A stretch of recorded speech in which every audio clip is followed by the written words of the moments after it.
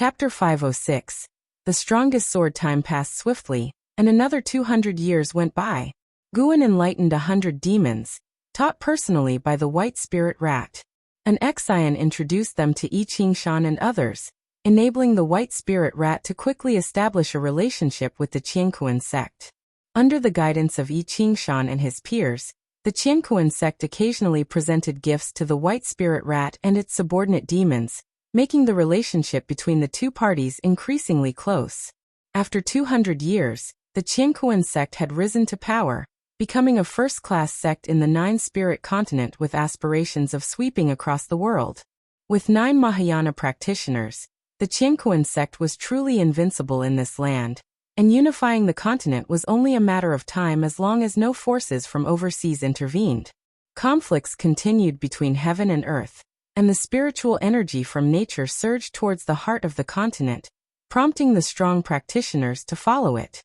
This weakened the immortal cultivation atmosphere in the peripheral regions. That was the case for the Nine-Spirit continent and neighboring continents.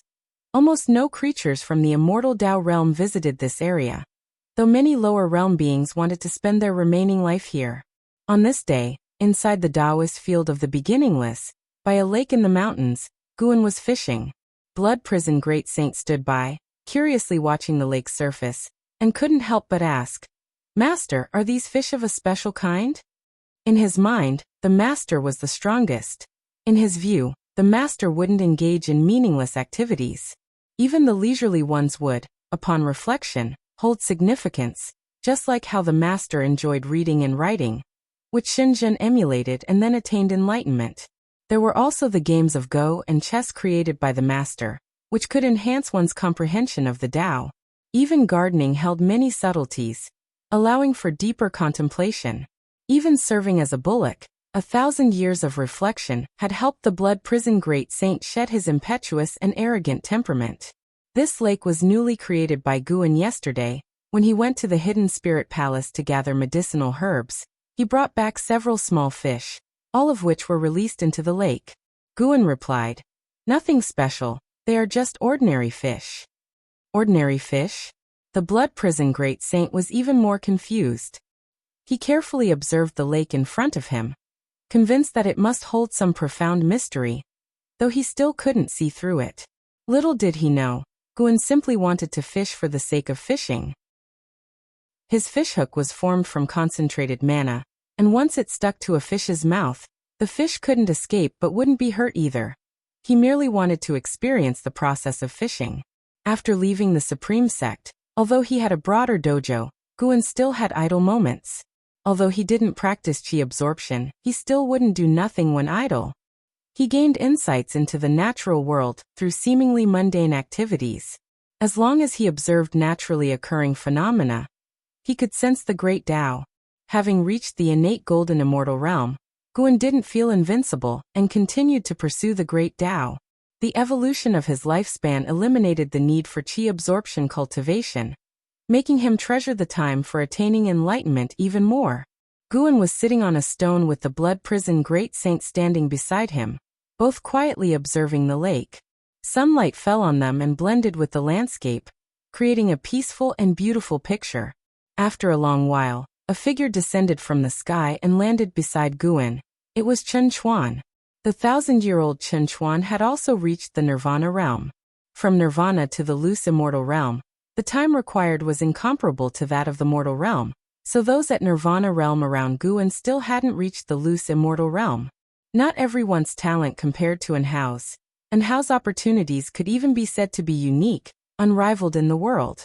"Master, I sense a sword," Chen Chuan spoke, his eyes filled with excitement. Before Guan could respond, the Blood Prison Great Saint curiously asked, "What sword?" Since arriving at the Taoist field of the beginningless, the Blood Prison Great Saint hadn't sensed any dangerous aura. He hadn't felt the formidable sword, but he knew Chen Chuan's destiny pattern was extraordinary, so he was very curious. "I can't explain clearly, but I feel a sword has descended upon this world, continuously emitting sword cries as if waiting for me to seek it," answered Chen Chuan, pondering and recalling his previous sensations as he spoke. His words made the Blood Prison Great Saint even more curious. When Guan moved from the supreme sect to this place, he didn't bring Long Qing or other close disciples, but brought Chen Chuan. The blood prison great saint always felt that Chen Chun's talent might match that of An Hao or Yang Jian. In fact, Chen Chuan had indeed shown dazzling comprehension in the sword Dao, although the blood prison great saint felt it still wasn't enough. There is indeed such a sword, coming from outer heaven. It is the strongest sword in the world. Possessing it qualifies one to contend for the world. Not just you, but anyone who diligently practices the sword Dao will sense it. Guan responded, his gaze fixed on the lake's surface, never wavering. Hearing this, Chen Chuan frowned. Blood prison great saint widened his eyes and asked, "This is clearly a conspiracy. Is another power from outer heaven about to attack?" Throughout the previous cataclysms of heaven and earth, it was always the forces from outer heaven that initiated them. The conflicts between the immortal dynasty and the holy court were never a threat to all living beings. It's the work of the great Hong sword heaven behind Zhu Luo sword monarch, Guan answered. Hearing about Zhu Luo sword monarch, both blood prison great saint and Chen Chuan exchanged glances. TSK, could it be that guy lost to Yang immortal emperor and couldn't accept it? Blood prison great saint guessed with schadenfreude. He disliked the way Zhu Luo sword monarch carried himself. A demeanor that screamed invincibility, which he found repulsive. Chen Chuan, on the other hand, remained silent as he began to feel the sword again. For some reason, he always felt that the sword was of special significance to him. But his master's words left him confused. If others felt the same way he did, then indeed, they shouldn't go. But was it really the same? Guan's fishing rod began to move. He waited a few moments before suddenly yanking it, pulling a large yellow fish into his hands. He unhooked the fish and released it back into the lake. This action made Chen Chuan pause. He took a deep breath, then walked to a patch of grass and sat down. He took out his own sword, placed it on his lap, and quietly contemplated. Blood prison great saint looked at him with a curious expression. Guan remained silent, just the corners of his mouth lifted. In his eyes, that number one divine sword was nothing exceptional. Chen Chuan didn't need to compete. By cultivating by his side, he would eventually surpass that sword. However, Senior Brother Li, you're not going to ask me to take action, are you? Guan looked up towards the horizon with a teasing gaze. Meanwhile, on the other side of the world, above an endless ocean, dressed in black, Li stood on a black eagle, soaring across the sea of clouds, with divine exotic immortal spirit perched on his shoulder, gripping his hair, shivering. Do we really have to steal it?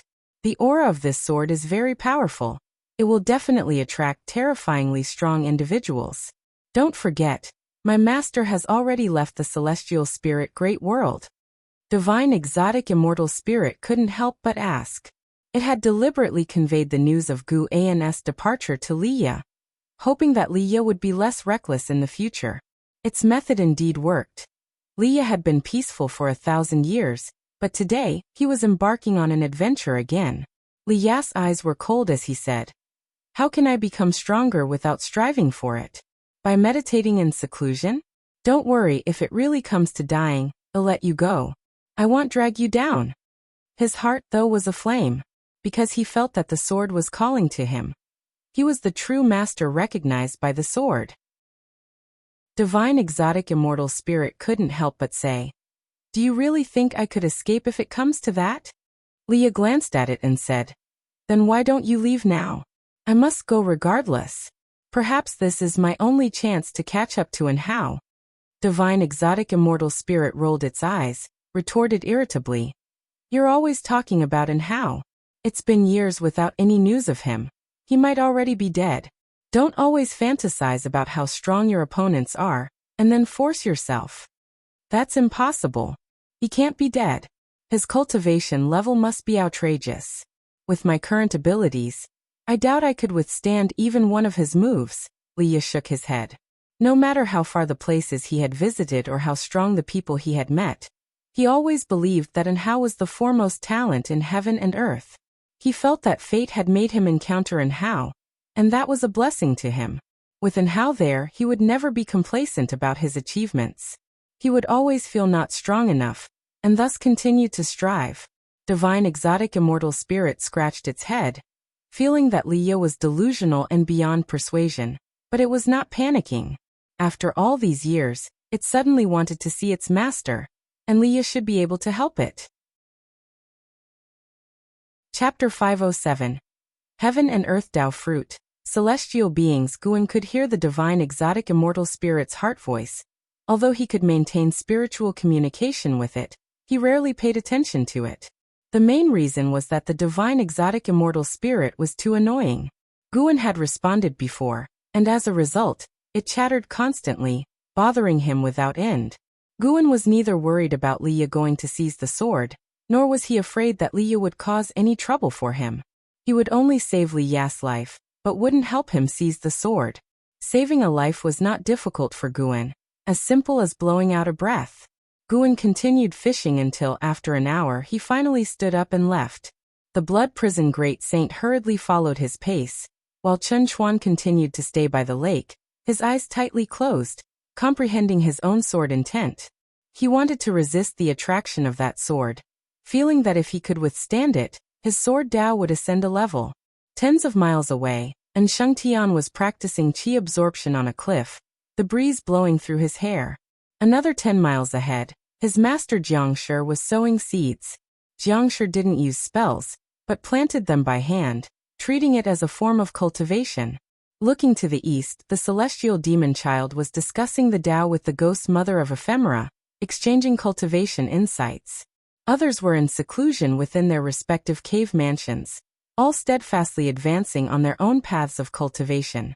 The winds rolling through the Taoist field of the beginningless swept toward the celestial vault, carrying away the seasons. By the next late summer, the battle over the divine sword inevitably erupted. The sword drew sword cultivators from all over, and Leah, at the Nirvana realm, couldn't even get involved, let alone having Guan save him.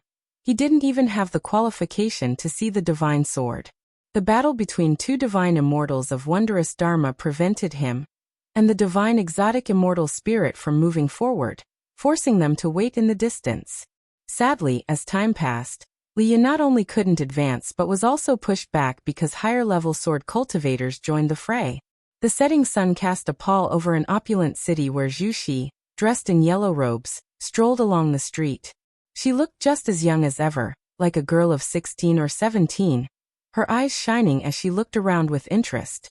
No one could have imagined that this seemingly innocent girl was the Shengtian of the Holy Court, once the strongest being of heaven and earth. Just as Zhu Xi became engrossed with the sights on either side of the street, a figure approached her. "Young friend, please halt." A laugh came from ahead, and Zhu Xi fixed her gaze before stopping in her tracks. She saw a young monk draped in a kasaya blocking her path. This person was none other than the immortal seeker, who had taught the Taoist expansion skill. It was because the Taoist expansion skill had advanced to the innate reincarnation skill that Guan was able to help the people he cared about extend their ultimate lifespan.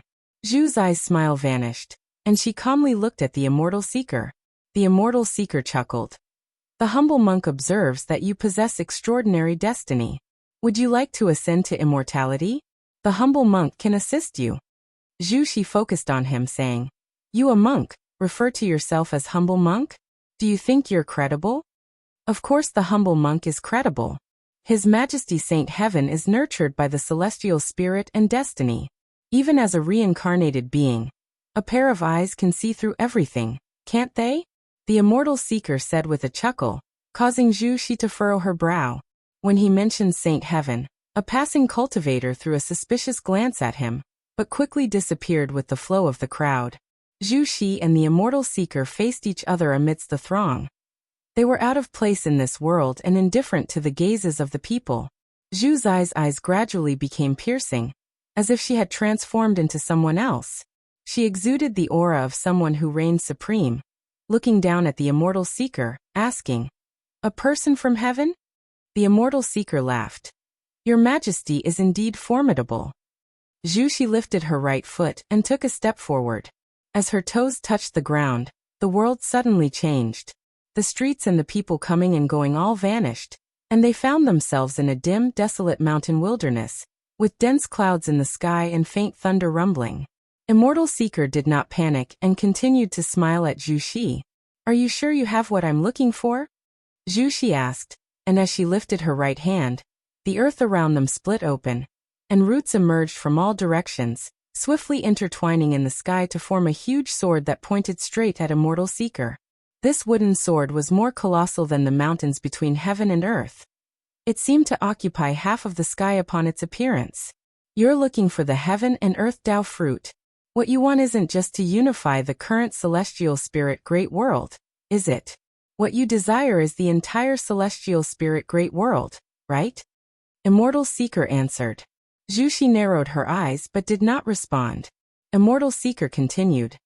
The heaven and earth Tao fruit is bound to appear sooner or later, but now there's already a presence stronger than even the free immortal. Your Majesty, how will you snatch it then? Zhu Xi huffed. So you're saying, you can't give me anything and you've merely come to remind me? Not at all. Immortal Seeker said leisurely. I have come to save your life. The celestial Tao golden core is bait left by the person from the world gate, and the heaven and earth Tao fruit is even more taboo.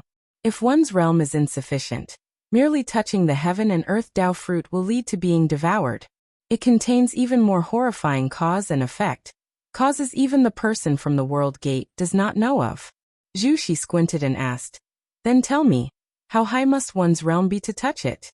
To reach the pinnacle of what the free immortal can achieve. Immortal Seeker's smile turned mischievous.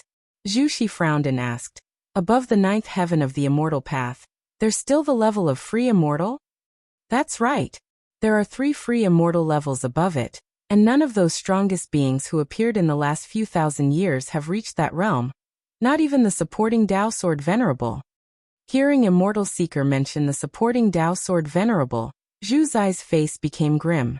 Even though she had fully recovered the memories of her previous life, she still kept the gratitude of this life's mentor-disciple relationship in her heart, and respected Guan from her core. In her view, Guan was an old predecessor from beyond the skies, with a cultivation level far surpassing hers. Coupled with the fact that he had taught her, she naturally held respect for him. Even the supporting Tao Sword Venerable was not qualified to touch the heaven and earth Tao fruit. Zhu Xi fell into silence. Immortal Seeker quietly watched her. After a long while he finally said, I have a method that can help you avoid being devoured. Zhu Xi looked up at him with a skeptical face. Immortal Seeker continued, what you need to do is surpass the 9 heavens of the immortal path, possess the competence to traverse the world freely.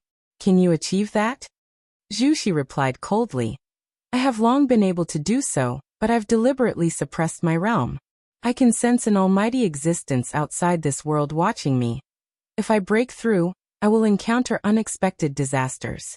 Some free immortals need thousands, tens of thousands of cycles of reincarnation tribulations, but I only need 1 life. Immortal Seeker was taken aback, clearly shocked by her words. He took a deep breath and said in admiration, worthy of being the child of heaven and earth chosen by the destiny of celestial spirit. In that case, I will pass on a cultivation technique to you. Practice it first, then break through. Zhu Xi's right hand dropped, and the huge wooden sword suspended in the dim celestial vault dissipated like smoke in clouds. Who exactly are you and why do you want to help me? Zhu Xi stared intently at Immortal Seeker, hoping to get an answer. Immortal Seeker turned, looking towards the horizon and said, I indeed come from above, but I do not affiliate myself with those self-important folks. The reason I assist you is merely to fulfill a wish. My disciple died in this great thousand world. Zhu Xi asked in surprise, the death of your disciple requires all this scheming? Do you need my help for revenge? Immortal Seeker glanced at her and said, merging with the heaven and earth Tao fruit will be enough to fill the regret in my heart. Zhu Xi's brows were tightly locked, still somewhat unclear. But Immortal Seeker no longer elaborated.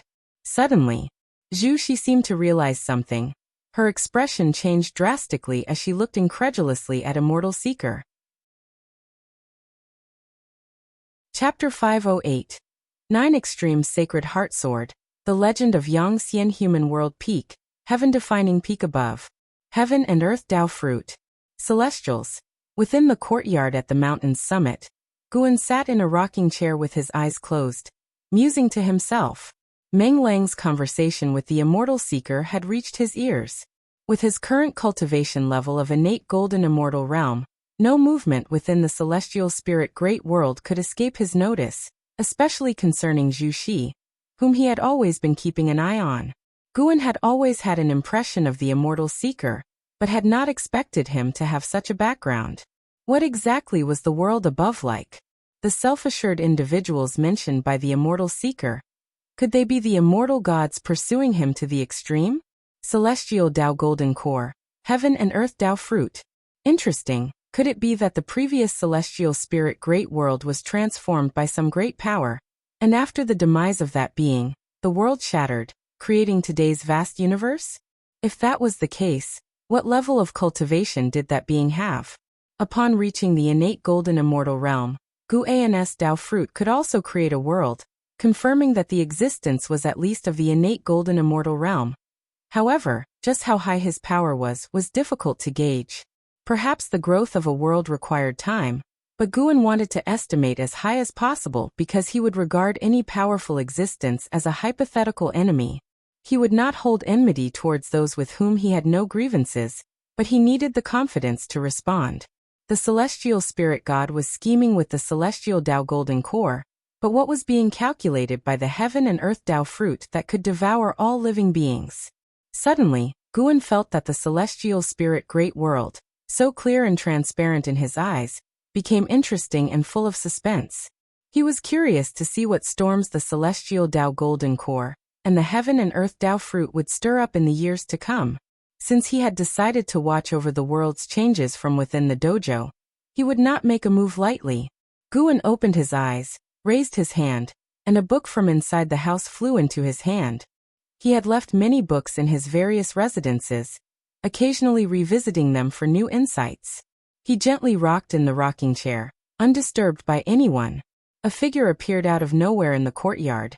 None other than Zhu Xinglan, the leading disciple of heaven-defining peak. With his cultivation of the 9th floor of the wandering immortal realm, he saw his master's chair swaying and took another look, then began to tend to the courtyard. He did not realize that his master was sitting in the chair. Guan did not leave either. He was simply concealed by the huge gap in their realms, allowing him to remain completely invisible to Zhu Xinglan and undetected in any way. To those of Human World Peak, they did not know Guan by name, only Meng Lang. As a great cultivator, being away for thousands or even tens of thousands of years was nothing out of the ordinary, so no one wondered about Guan's disappearance. After spending half a day on Human World Peak, Guan stepped back into the Taoist field of the beginningless Taitsong continent upon a barren plain. Longqing was meditating in the air, surrounded by black qi which violently tugged at his robes. Candlestar stood on the ground, staring at him and nodding slightly, his eyes full of admiration. At that moment, Longqing opened his eyes, looking into the distance and furrowing his brow as he asked, "What sword is this exactly? It's quite formidable." Candlestar turned to follow his gaze, looking toward the horizon, and said, "The 9 Extreme Sacred Heart Sword from Great Hong Sword Heaven, the first demonic sword of their sect, formed from the entire cultivation of a certain sword venerable. His soul was forged into a sword soul, which was then placed within the Sacred Heart Sword Tao in the river of Sword Tao, nurtured for countless years to take today's form. To possess this sword is to gain the power to roam the worlds unopposed." Hearing this, Longqing in surprise asked, "A demonic sword?" "Correct. To tame this sword, one must gain the recognition of its sword soul. But the sword soul is violent and often devours the souls of its masters, so naturally, it is considered a demonic sword," Candlestar said, a hint of playfulness on his face. Narrowing his eyes, Longqing asked, "Could it be that Great Hong Sword Heaven wants to treat the living beings of the celestial spirit great world as nourishment to feed this demonic sword?" "That's not it," Guan guessed. "It might be related to the founding ancestor of Great Hong Sword Heaven, the Sword God."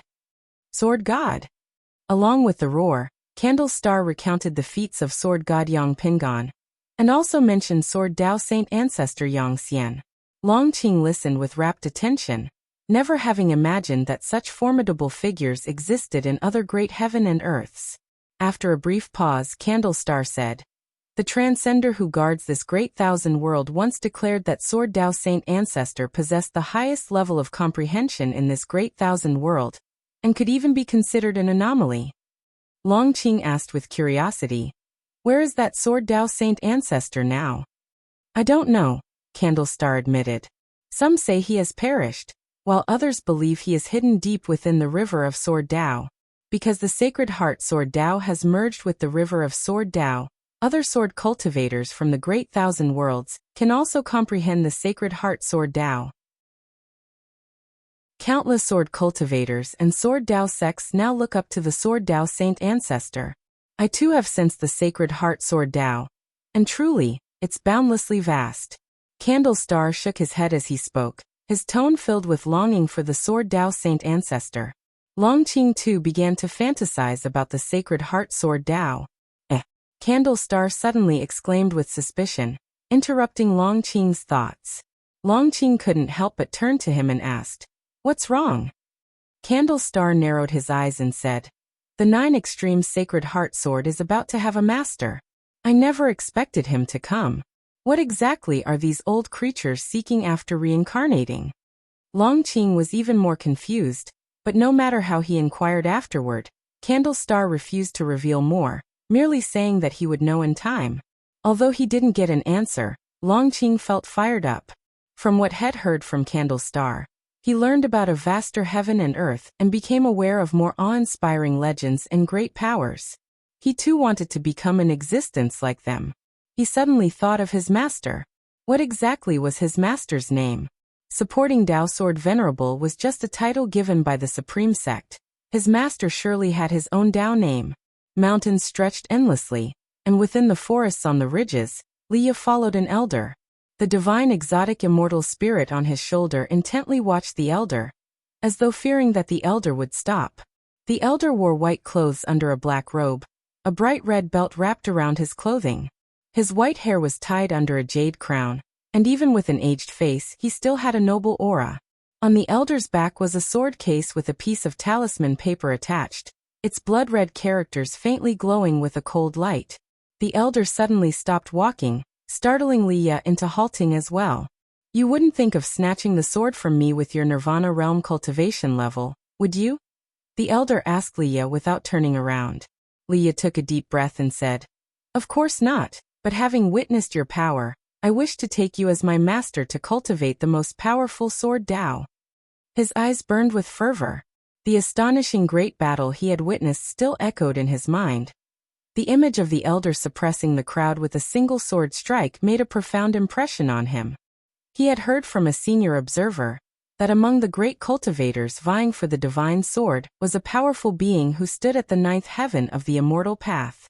But when he learned such a formidable figure had taken action, he completely abandoned the thought of seizing the sword, adopting more of a spectator's mentality instead. However, the great power of the 9th heaven that he intended to observe ended up defeated, and the defeat was an utter disaster. After the elder left with the divine sword, Leah could still feel the divine sword's guidance, and so he followed. How could the elder not notice his pursuit? When Leah actually managed to keep up, he started to feel hopeful, thinking that perhaps the other party wanted to give him a chance. The elder turned to face Leah and said, "To take me as your master is not impossible. The karma on you is complex, as if someone has altered your fate. Precisely because of that, you should have better comprehension towards the Tao of karma and destiny. I might even pass on this 9 Extreme Sacred Heart Sword to you." But Leah immediately asked, "But what?" Hearing that he could possess the sword, his breathing quickened. Chapter 509, Sword Annihilation Ancestor, Imperial Authority Mythology. However, to inherit my Taoist lineage and bear my karma means you will obtain unparalleled power, but you will have difficulty finding peace for the rest of your life. The old man stared at Leah, speaking slowly and deliberately, his gaze icy cold. Leah was frightened by his eyes. He didn't answer right away but instead carefully reflected on his life. Although he had faced hardships, He always felt that his current status was entirely due to the aid of others. In the first half of his life, his imperial father had shielded and protected him. Later, Guan, under another identity, had protected him and taught him swordsmanship. When would he be able to repay these people? Leah found himself caught in a difficult decision. He feared that he would mess things up and that, in the end, Guan would have to rescue him. He couldn't help but turn his head to look at the divine exotic immortal spirit resting on his shoulder. This time, the divine exotic immortal spirit remained silent, merely looking at him steadily, as if to say, "This time it's up to you to decide." Leah believed that the old man had no intention of deceiving him, for there was no need. The gulf between their cultivation levels was vast, and if the old man truly wished to force him to do something, he would have no power to resist. As Leah hesitated, the old man turned and walked away. Leah fell to his knees and kowtowed in the direction of the old man's retreating figure, shouting loudly, "Master above, please accept your disciple's bow." The old man stopped in his tracks and then slowly turned around. He looked at Leah with an expressionless face and said, "Remember, my Taoist name is Sword Annihilation. Many refer to me as the Sword Annihilation Ancestor." Having said this, the Sword Annihilation Ancestor continued to walk away, and Leah quickly got up and followed his pace. Excitement was unmistakable on Leah's face. He stared at the back of the Sword Annihilation Ancestor, with many questions he wanted to ask, but he restrained himself. There is plenty of time ahead. Having seen the Sword Annihilation Ancestor's actions, he felt that the Sword Annihilation Ancestor was a rare existence that could match up to Guan. Of course, it was only his feeling because he thought the Sword Annihilation Ancestor didn't use his full strength when he claimed the 9 Extremes Sacred Heart sword with such an ease and calmness. Such demeanor reminded him of Gu, and when he transformed into the supporting Tao sword Venerable. Little did he know, Guan was listening in on his thoughts secretly. "Comparing me to the Taoist Zhangzizai Immortal?" Guan, who was picking medicinal herbs in the Taoist field of the beginningless, laughed, but this Sword Annihilation Ancestor had quite a reputation. He must have an even stronger true form. Guan had encountered his true form before, back when he had broken through to become the profound Yuan-free immortal.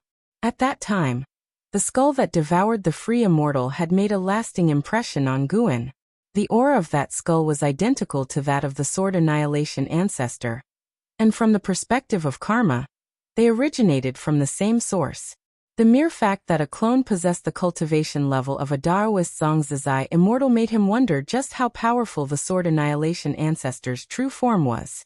Ever since Guan defeated the battle court, the celestial spirit Great World seemed to be distancing itself from the catastrophe of outer heaven. In reality, more beings of the Tao fruit realm had infiltrated the celestial spirit Great World, behaving more covertly, probably out of fear of Guan. Every choice has its pros and cons. His own lifespan reincarnation had left behind unfavorable karma, but within the life he could control, he had always done good deeds. He was satisfied with that and never tired of it. Guan's mood became increasingly cheerful, and he began to give pointers to the ghost mother of Ephemera following him. Although the ghost mother of Ephemera had lost her freedom, she did not slack off because she saw greater hope. She even felt that her current life was better and more meaningful than before. Pursuing longevity, that was far more meaningful than being a vice-sect hierarch. The ghost mother of Ephemera made note of every word Guan said and pondered them deeply. Guan knew what she was thinking, but he never spelled it out. He let her muse wildly, thinking maybe she might stumble upon something significant. An hour later, Guan finished picking herbs, and then he had the ghost mother of Ephemera sow the seeds while he walked to his own loft, ready to take a nap. Even innate golden immortals can sleep, and Guan occasionally enjoyed dreaming, finding enlightenment in his dreams a particularly interesting experience. The white clouds above drifted slowly, yet in the blink of an eye, one might feel they moved quickly. The passage of time in the human world is the same. 1,000 years, like those clouds, is both fast and slow. It seems quick to cultivators but slow to mortals. On an early summer day at high noon, in the Taizong dynasty within the Zhangzhou imperial city, in the imperial study, Li Xiandao held a petition, his face expressionless. He had been the emperor for over 4,000 years.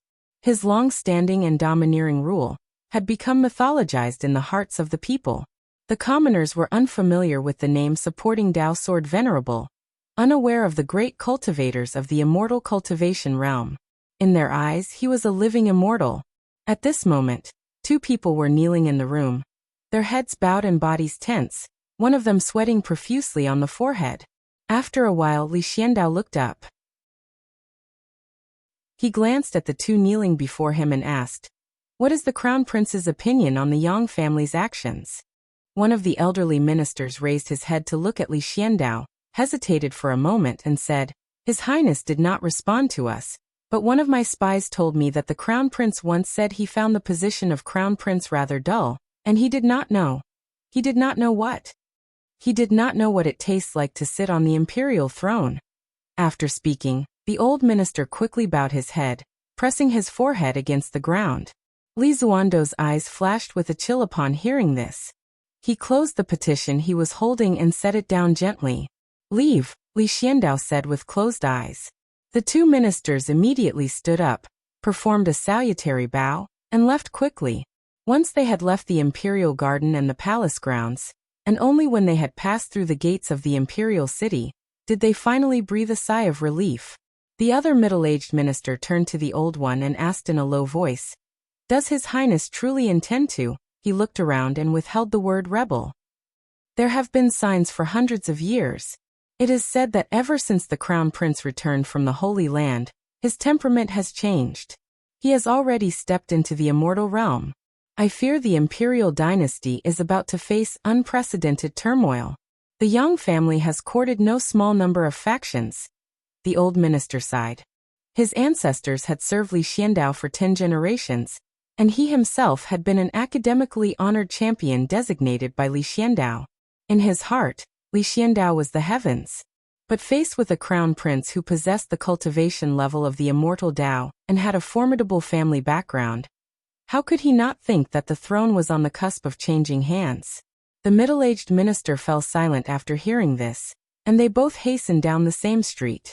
Meanwhile, back in the imperial study, Li Xiandao slowly opened his eyes, gazing straight ahead, and suddenly said, "Guan, supporting Dao Sword Venerable, you should be able to hear my words, right?" After his words, silence filled the room. No response came from outside. He took a deep breath, stood up, walked around the desk, and then, lifting the hem of his robe, knelt on the ground. "Guan, if there is still any affection between us, please help me," Li Xiandao said with a resolute expression. He then began to kowtow. However, just as his forehead was about to touch the ground, a hand caught his forehead, preventing it from touching the floor. Li Zuando's pupils contracted and his body trembled slightly. With great caution, he slowly lifted his head to see the person in front of him. It was indeed Guan. Chapter 5:10 The number 1 genius Guan looked at Li Xiandao, who knelt before him, and felt quite moved. At the beginning of his cultivation, Li Xiandao had given him a lot of support. Although at that time, Guan had already been able to fend for himself, Li Xiandao treated him as a junior without knowing his true cultivation level. Throughout their interactions, Li Xiandao had never bullied him, and was always so kind to him. The end-of-the-world valley provided by Li Xiandao was also an important part of Gu An's income in the first half of his life. The valley had been planted with high-tier cultivation herbs from the start, which were extremely significant for Gu and before he reached 100 years old. Additionally, Li Xiandao had treated Yi Yan, Yang Jian and Wuxia quite well, so Guan had always had a good impression of Li Xiandao. He felt that there was a bond of sentiment between him and Li Xiandao. Their conversations were always delightful. It's just that Li Xiandao, as the emperor, was too busy, and they seldom met. The last time they had met was more than 2,000 years ago. Li Xiandao had already achieved nirvana, but he displayed a cultivation level of integration realm. He had his own network of connections, but compared to the Yang family behind Li Lingtian and his mother, the forces he had gathered were not as strong. "Rise," Guan said softly, looking at the stunned Li Xiandao, and then he lifted him up. After Li Xiandao stood up, he took a deep breath and said, "You really didn't leave?" Guan smiled and responded, It seems we truly are people of the same path. You know what I'm thinking? Hearing this, Li Xiandao knew that Guan had seen through his hidden cultivation. He wasn't too surprised, considering how high Guan's cultivation level was. Let's sit down and talk. Guan gestured with his hand, and Li Xiandao nodded, then turned and walked to the table. Once they were both seated, Li Xiandao looked across at Guan, who seemed like an immortal monarch in the flesh, and felt somewhat dazzled. A mix of emotions flooded him. He was surprised, relieved, and felt undeservingly favored.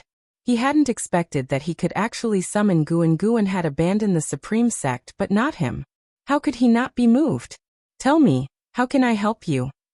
Guan asked. Even though he could guess the answer, he wanted to hear it from Li Xiandao himself. This process would also help Li Xiandao ease his emotions. Li Xiandao took a deep breath and began to recount his predicament. As Li Lingtian grew older, he became restless with his position as crown prince, and the Yang family behind the empress became increasingly impatient, constantly inciting conflict. A talent had emerged from the Yang family, and had been taken into the holy court at the human world peak, a place far more formidable than all sects within the Broken Sea domain. Li Zuando's hidden cultivation level was nothing compared to the human world peak. It wasn't Li Lingtian that Li Xiandao feared but the human world peak. Guan listened patiently. After Li Xiandao finished speaking, he remarked, "That kid Li Lingtian has never been a quiet one since he was young, but that's normal.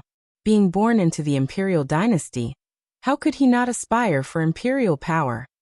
Li Zuando's face turned slightly awkward as he admitted, "Indeed, I can't blame him. But the struggle for imperial power relies on one's own means. At least under my rule, the Taizong dynasty has always been developing well." That was indeed true. The Taizong dynasty had enjoyed thousands of years of peace, and while a prosperous age could harbor many internal conflicts, Li Xiandao always managed to resolve them well. Guan didn't feel that Li Xiandao should give up his throne. As long as the people of the Taizong dynasty were doing well, and Li Zuando's lifespan was long, he indeed could keep sitting on his throne. Li Xiandao looked at Guan, his heart uneasy. In his eyes, the human world peak posed no threat to Guan. Yet there really was no need for Guan to help him against the human world peak. Even if Li Xiandao offered everything he had, it probably wouldn't catch Guan's interest. Guan then spoke. "How about this? I'll have Yang Jian come and help you, and from now on serve you. How does that sound?" He arranged this because Yang Jian recently wanted to leave the holy court and, conveniently, Yang Jian was the first person to defeat Li Lingtian, so their fated rivalry could be prolonged. Even to this day, Li Lingtian was still using Yang Jian as a benchmark. Upon hearing this, Li Zuando's eyes brightened, and he asked, "Really? Can it be done?" He was very fond of Yang Jian. From the first sight of him, he wanted to win him over. That's why he had previously gathered the imperial dynasty's resources to forge an appropriate divine weapon for Yang Jian. "Of course, he'll arrive in a few days," Guan said with a smile. He believed Li Xiandao could go even further. No matter how the future evolved, for all beings, a situation with many strong contenders was better. If the whole world were to be ruled by a single power, it would be prone to troubles. Just like before, when the Holy Court ruled the world, demon cultivators could slaughter the people of an entire region, and the truth could be easily suppressed by the Saint King. Therefore, with such thoughts in mind, Guan also hoped that the Taizong dynasty could endure and prosper further. Of course, he would only facilitate and mediate, never intervene directly. In fact, Yang Jian had a good impression of Li Xiandao, and it could be beneficial for both if they teamed up. Li Xiandao, after hearing Guan's promise, felt extremely cheerful, as if all the frustrations in his heart had been swept away. He already knew that Yang Jian had regained his Saint King status, and the current Yang Jian could help him counter the human world peak, or at least human world peak would give face to Yang Jian. "How have these years been for you?" Guan continued, beginning to make small talk with Li Xiandao. Li Xiandao did not hide anything, sincerely sharing his experiences, and the two seemed to return to the times of 4,000 years ago in the end of the world valley, chatting with great joy. A full hour had passed before Guan finally took his leave. Watching Guan come and go like the wind, Leaving not the slightest trace of his presence, Li Xiandao sincerely sighed. He is a true immortal. No sooner had his words fallen than Guan had already arrived at Human World Peak. Guan summoned Zhu Xinglan, instructing him to settle the matter, forbidding anyone from intervening in the internal strife of the Taizong dynasty. Zhu Xinglan immediately set out to handle the task. Without needing to use his status as the supporting Dao Sword Venerable, Guan could still easily have the matter resolved. The Yang family was considered powerful in the Broken Sea domain, but within Human World Peak, they couldn't reach the top echelon. Having given his instructions, Guan then rested in the courtyard. After a while, Zhu Xinglan came back, delighted to see his master had returned. Guan was very satisfied with his dedication over the years and imparted divine skills to him, making Zhu Xinglan even more overjoyed. In the Taizong dynasty within a mansion, Li Lingtian sat at the head of the room, his face full of impatience. There were over a dozen people standing in the hall, discussing how to instigate a coup, even arguing over it. Li Lingtian was truly fed up and couldn't help but say, "Enough, no matter what, he is still my father the emperor. At most, he'll seize power, but it's impossible to harm him." As soon as these words came out, everyone fell silent and then looked towards him. Li Lingtian was incredibly talented and presently had the cultivation level of the immortal Dao realm. His presence was strong enough to command attention. Do you not realize what imperial power means to your father, the emperor? A struggle for the throne cannot be without casualties. An imposing voice came from outside the hall as a man in white walked in with the sunlight behind him. People turned their heads to look, all showing expressions of joyful surprise. An elder, thrilled, said, "Yang'an, you've finally returned." Yang'an, the top talent of the Yang family, and a disciple of Human World Peak. He was handsome and elegant, with an extraordinary demeanor. His mere entrance was enough to dissipate Li Lingtian's aura. Li Lingtian frowned slightly as he looked at Yang'an. He resented and was wary of Yang'an. Everyone made way as Yang'an approached Li Lingtian, slightly raising his chin, looking down upon him, and said, "The Yang family wants to make you emperor. This is your honor. You shouldn't be indecisive." Li Xiandao, when he took the throne, had stained his hands with the blood of many of his brothers and sisters. Chapter 5:11 You are not worthy of the name, and Yang An's words won the approval of the other people in the hall.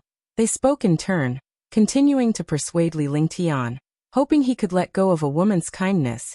He must be ruthless in his actions, or else it would be easy to run into trouble. The more they agreed, the more irked Li Lingtian became. A bunch of Yang surnamed people forcing him, of the Li surname, to kill someone with the same surname? He wanted to curse loudly, but he was no longer the impulsive youth he once was. He had to maintain his relationship with the Yang family.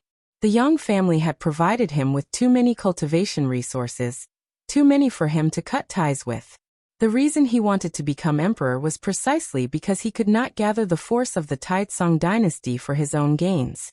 No matter how high his talent might be, he still needed heavenly materials and earthly treasures and opportunities to push his cultivation faster. There were as many geniuses in this world as there were innumerable stars. He was not the brightest among them. Li Lingtian's complexion grew increasingly unsightly, and Yang'an did not stop the others from admonishing him. Instead, he watched Li Lingtian with great interest. His reason for coming was not merely to support Li Lingtian. In the eyes of the Yang family, their seizing the throne was already a done deal. What they needed to do was suppress Li Lingtian and make the imperial authority a plaything in the hands of the Yang family. When did the Yang family become the masters of the Taizong dynasty? How is it that I, who am also surnamed Yang, do not know this? A resounding voice echoed through heaven and earth, reaching the ears of everyone in the hall. Before they could react, a figure, glittering with silver light, appeared out of nowhere beside Yang and glanced over, and his pupils suddenly dilated. The blade's edge was at his throat, making his body feel like it was in a cold cellar, chilled to the bone. Standing beside Yang was a man clad in silver armor, his left hand gripping a three-pointed double-bladed saber, its blade horizontal in front of him, pressed against Yang An's throat. His posture was so casual that it brought an indescribable shock to everyone present.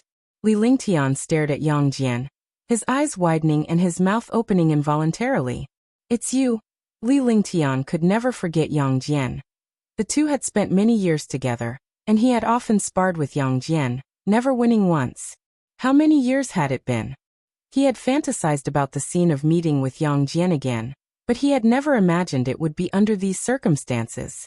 After a brief silence, a female cultivator of the Yang family couldn't help but ask, "Who are you?"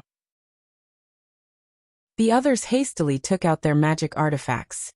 Even though they were frightened by the Yang family, they had no intention to run because this was the Yang family's ground, and their descendants were outside. They could not flee.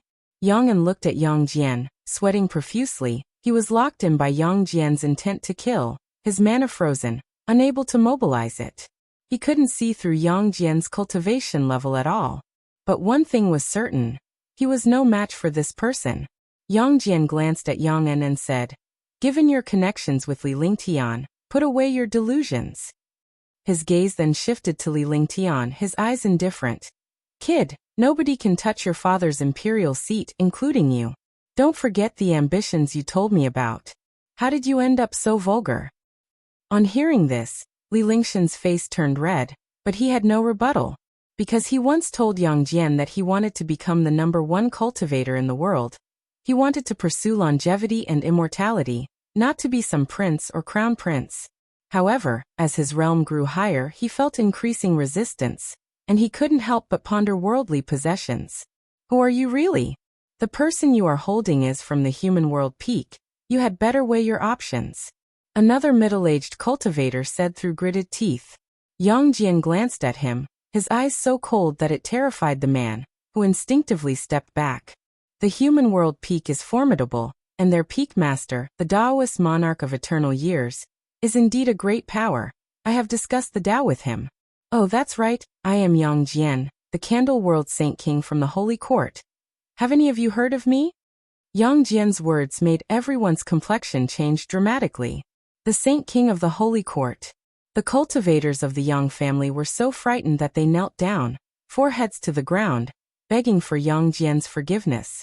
Li Lingtian sat stunned in his chair. Although he was puzzled as to why Yang Jian had become a Saint King, he was very clear about one thing.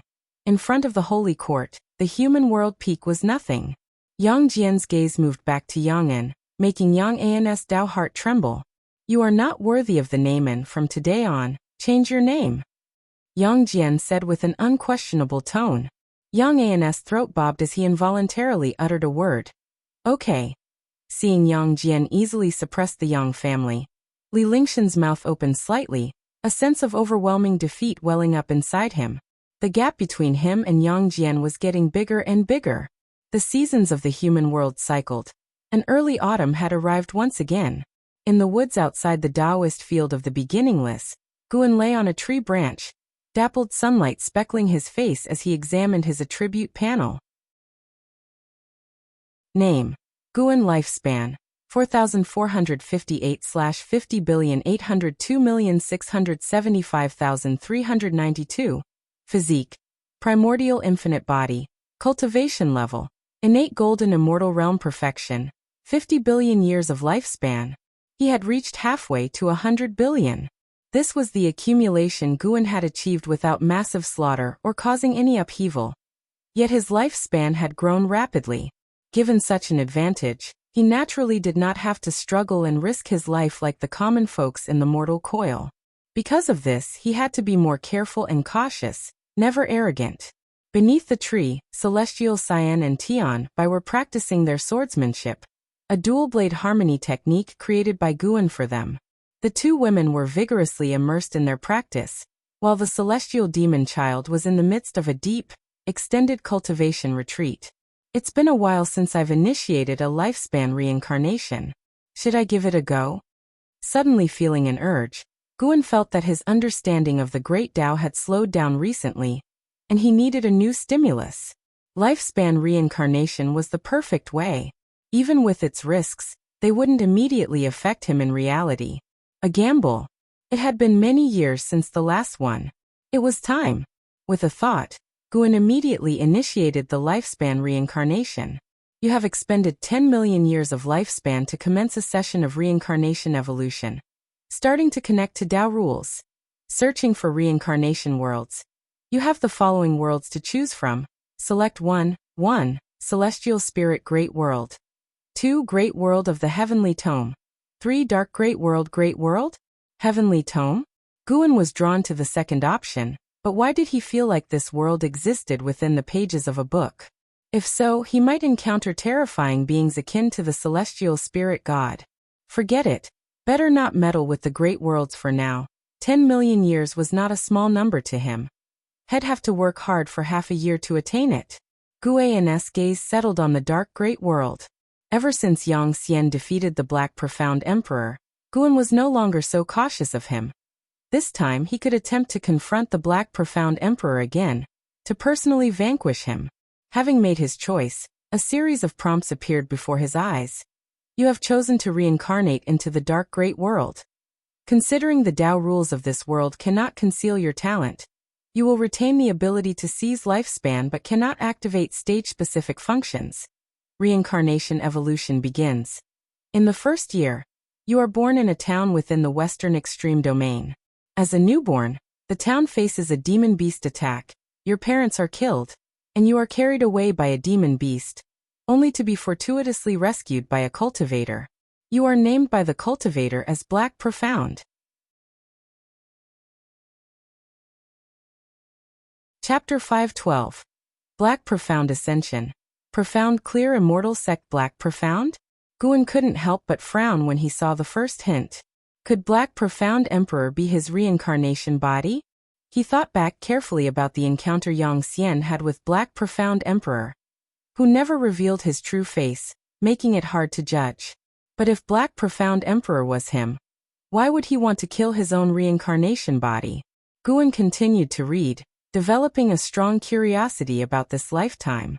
At 2 years old, you were taken back to the Celestial Dark Demon sect by a cultivator, and the cultivator Luo Abyss officially took you as his disciple. At 4 years old, Luo Abyss began to teach you the cultivation technique, and you displayed extraordinary talent that shocked Luo Abyss. At 5 years old, Luo Abyss left, leaving you alone in his cave mansion. A python he was keeping broke out of its cage, wanting to eat you. After a fierce battle, you killed the python and accidentally gained 30 years of lifespan, marking a turning point in your destiny. At 6 years old, you built your foundation establishment successfully with the demon core of the python. At 7 years old, Luo Abyss returned. Knowing that you had killed the python, he didn't say anything but handed you a secret manual. You took the manual and saw 5 words written on the cover, Yin-Yang Reversal Skill. The following were years of cultivation. Black Profound showed strong talent, but whether he was the strongest among the reincarnation bodies was still hard to tell. Until the age of 20, Black Profound was sent down the mountain by Luo Abyss to gain experience for a century. At 21 years old, you met an elderly Taoist. He noticed your extraordinary demeanor and wanted to tell your fortune. Do you accept? Why does every reincarnation involve such encounters? Could there be a scheme? Guan didn't believe in coincidences, and he chose to refuse. You refused for the Taoist to tell your fortune. The Taoist shook his head with regret, saying that you would meet again one day. You watched his retreating back and remained silent for a long time. At 22 years old, you encountered a demon race attacking the city. Without hesitating, you joined the battle along with a group of cultivators and successfully repelled the demon race. Because of your heavy killing aura, the city's civilians kept their distance from you, and even other cultivators were wary of you. Unable to integrate, you silently left. At 23 years old, you encountered a demon cultivator committing evil acts. You eliminated the demon cultivator. The grateful mortal family from the city invited you to stay at their mansion for a few days. You agreed, and during the journey thereafter, you protected the family while defeating demons along the way. This caused the family to fear you even more. On the night before reaching the destination, you overheard them discussing how to send you away, and you left alone before dawn. At 24 years old, you came to Hanji City and heard that the city was hosting a magic battle conference. Only young talents under the age of 100 could enroll, and you decided to sign up. In the end, you defeated all the competitors, claiming first place powerfully and becoming famous citywide. At the celebration banquet, the city lord wanted to betroth his daughter to you. Do you accept? No. Although Black Profound might be the Black Profound Emperor, now it's Guan's reincarnation body, and he can't allow his reincarnation body to have any weaknesses. Finding a Dao companion is alright, but not now. You refused the city lord's goodwill. And he shook his head, chuckled, and did not persist. The very next day, you took the heavenly materials and earthly treasures you had won at the Magic Battle Conference and left. When you were about 100 miles from Hanji City, you encountered a group of mysterious cultivators who ambushed you. After a fierce battle, only one of them was left alive. Through coercion, you learned that it was the city lord's arrangement, which infuriated you. At the age of 25, you entered the demon race's forest and began slaughtering demons extensively. At the age of 26, you returned to Hanji City and made your way to the city lord's mansion where you chose to force your way in. A great battle erupted, and in the end, you left the city lord's mansion full of corpses. The exhausted city lord knelt on the ground, begging for your forgiveness. His daughter also ran over, standing in front of you, hoping you would spare her father. Will you choose to forgive the city lord? Forgive what? Did the city lord ever forgive me? Guan, identifying with the role of Black Profound, also felt angered and immediately chose no. You ignored the pleas of the city lord's daughter, and beheaded the city lord with a single sword strike. Then you turned and left. Under the gloomy sky, the city lord's daughter knelt on the ground, cursing you hoarsely and vowing to seek revenge in the future. You were indifferent and walked away proudly. Guan, seeing this, felt that Black Profound might have developed feelings for the girl. Through this journey, how intense Black Profound's killing intent had been, almost catching up to Long Zhan. Could he actually have spared the city lord's daughter? The image of Black Profound in Guan's mind became even more nuanced, and as for the consequences of sparing the city lord's daughter, Guan was not worried. With the life-controlling Black Profound Emperor evolving rapidly, his early life's enemies would hardly impact his future. In the subsequent prompts, Black Profound clearly relied heavily on life evolution, killing relentlessly each year, even routinely slaughtering the alien race, making Guan feel his growth rate would exceed his past lives. After a century, Black Profound returned to the Celestial Dark Demon sect. At the age of 121, you returned to Luo Abyss Cave Mansion, and unexpectedly learned of Luo Abyss' death, the cause being demonic possession that led him to harm his fellow sect members, and he was slain by a great cultivator from within the sect in time. You found the incident highly suspicious. While staying at the Celestial Dark Demon sect to cultivate, you began investigating the truth behind your master's death. At the age of 122, you stumbled upon another disciple of Luo Abyss within the sect. After a discussion, you opened your heart, believing that your master could not have been possessed demonically. After hesitating, the other disciple suggested that the cause of the master's death might have been offending the vice sect hierarch, giving you a direction for your investigation. At the age of 123, while you were cultivating in the cave mansion, you felt strong auras approaching. Before you could think further, the restriction of the cave mansion was broken, and a group of law enforcement disciples forcibly entered, accusing you of demonic possession and harming your fellow sect members. They attempted to execute you on the spot. After a fierce battle, you escaped but were met with more opponents. You kept killing as you fled, leaving the Celestial Dark Demon sect and heading north. At the age of 124, you arrived in the land of the North Nether. Standing on a cliff, you were awestruck by the sight of Kun leaping from the boundless ocean, which led you into a state of profound mystery and enlightenment. At the age of 125, deep in the glacier, you discovered a mysterious cave mansion. After days of research, you successfully deciphered the clues of the restrictions left on the cave mansion. You stepped inside and, after facing 9 mechanisms, saw a stele inscribed with the words cause and effect. Feeling the dense spiritual energy within the cave mansion, you decided to go into seclusion there, planning to seek revenge on the Celestial Dark Demon sect later. At the age of 135, you entered the Mahayana realm, prepared to return to the celestial dark demon sect. Just as you were about to leave, the cause and effect steel vibrated, and a powerful force absorbed you into it. You found yourself in a dimly lit cave. Turning around, you saw that the steel behind you was different from the previous cause and effect steel. It had no inscriptions and was covered in cracks and dust. No matter how you applied your powers, the steel remained inert. You chose to walk out of the cave. Outside the cave wasn't the glacier anymore, but a world resembling the immortal realm, filled with abundant spiritual energy that astounded you. Just as you were immersed in the magnificent scenes of nature, a white-robed woman resembling a fairy descended from the sky and landed beside you.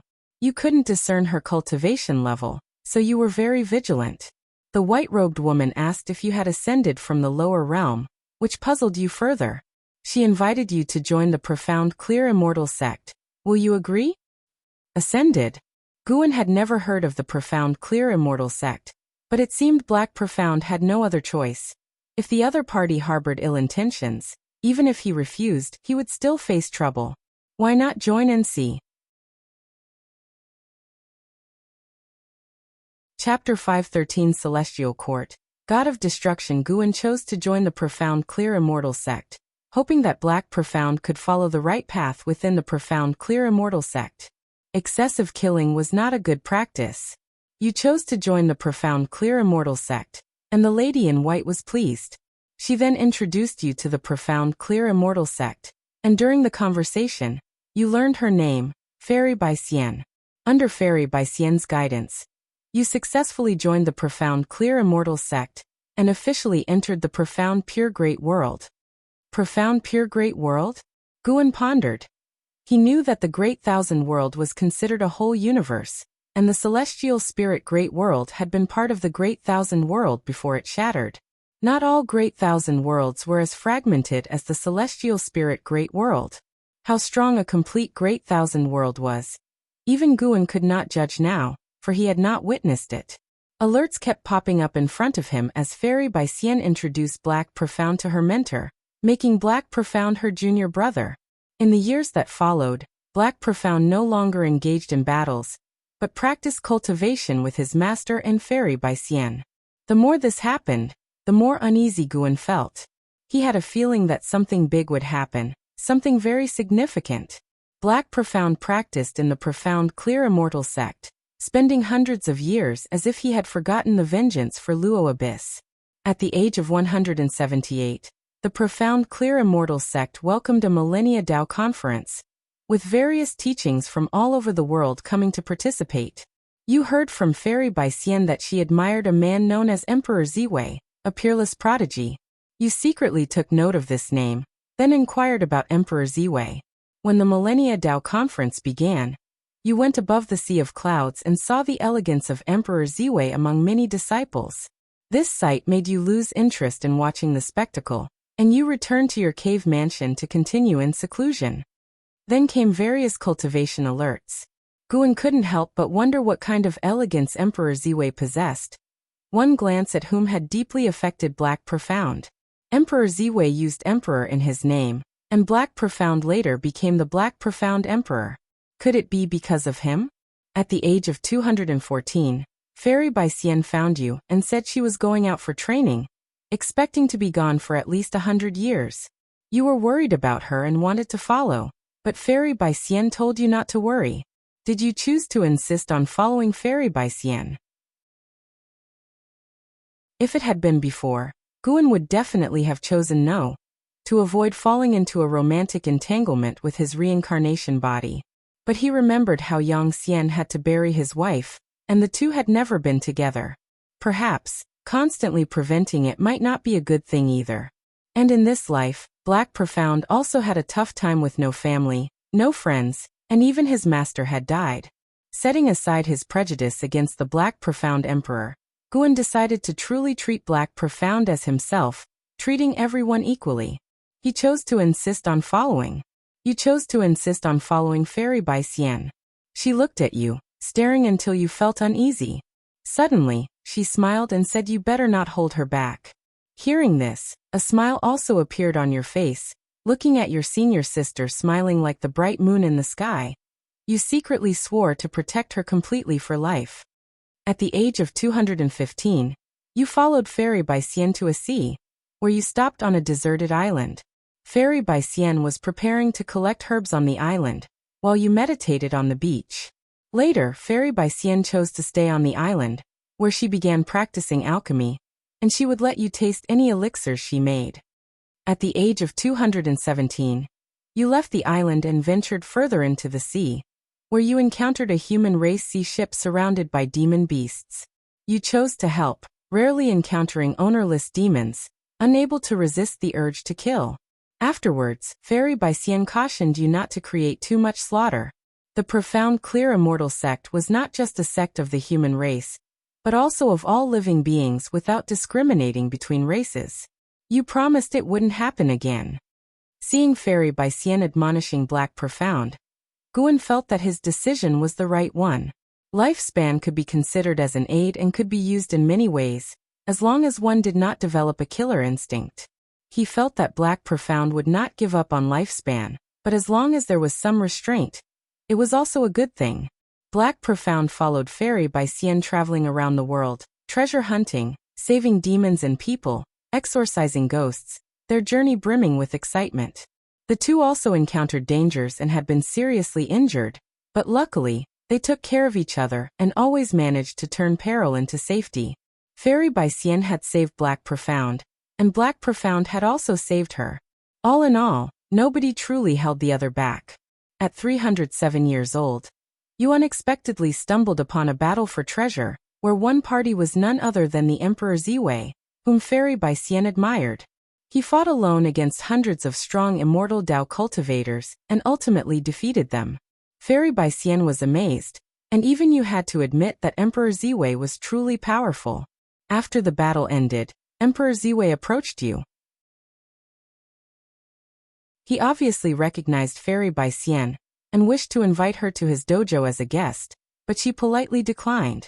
Emperor Ziwei then turned to you and extended the invitation. Would you choose to visit his dojo? No. Not going. Guan made his choice directly. He was somewhat displeased with Emperor Ziwei. Hadn't he seen Black Profound walking with Fairy Baisien? Why interfere? You chose to refuse the invitation to Emperor Ziwei's dojo. Emperor Ziwei did not insist and soon left. You turned to Fairy Baisien, asking her why she did not go. Fairy Baisien looked at him and counter-questioned why they should go. You exchanged smiles, understanding each other without words. At 308 years old, you came to the most magnificent mountain in the land, rumored to house an immortal. Deciding to seek the immortal, you began the ascent but found that you could not use your mana. You had to proceed up the mountain as mere mortals. At 309 years old, after a year's journey, you reached halfway up the mountain and saw a courtyard with an old man resting inside, holding a fan. Surprised, you recognized him as the old Taoist who had wanted to tell your fortune years ago. The Taoist also recognized you, and with a smile he said it was finally time to meet, which intrigued Fairy Baisien. When she learned that you had met in the lower realm, it filled her with respect for the old Taoist. He did not say much more, and threw 2 secret manuals onto the ground before returning alone to his house. You picked up the secret manuals from the ground and began to study them. At 320 years old, after 11 years of cultivation, you finally perfected one of the divine skills. The old Taoist finally came out of his house, praising you for having a destiny pattern fit for an emperor's path. However, you had suppressed your nature. This caused the still unskilled Fairy Baisien to be confused. Knowing the innate aggressiveness in your bones, Fairy Baisien fell silent, and you were also caught in a dilemma.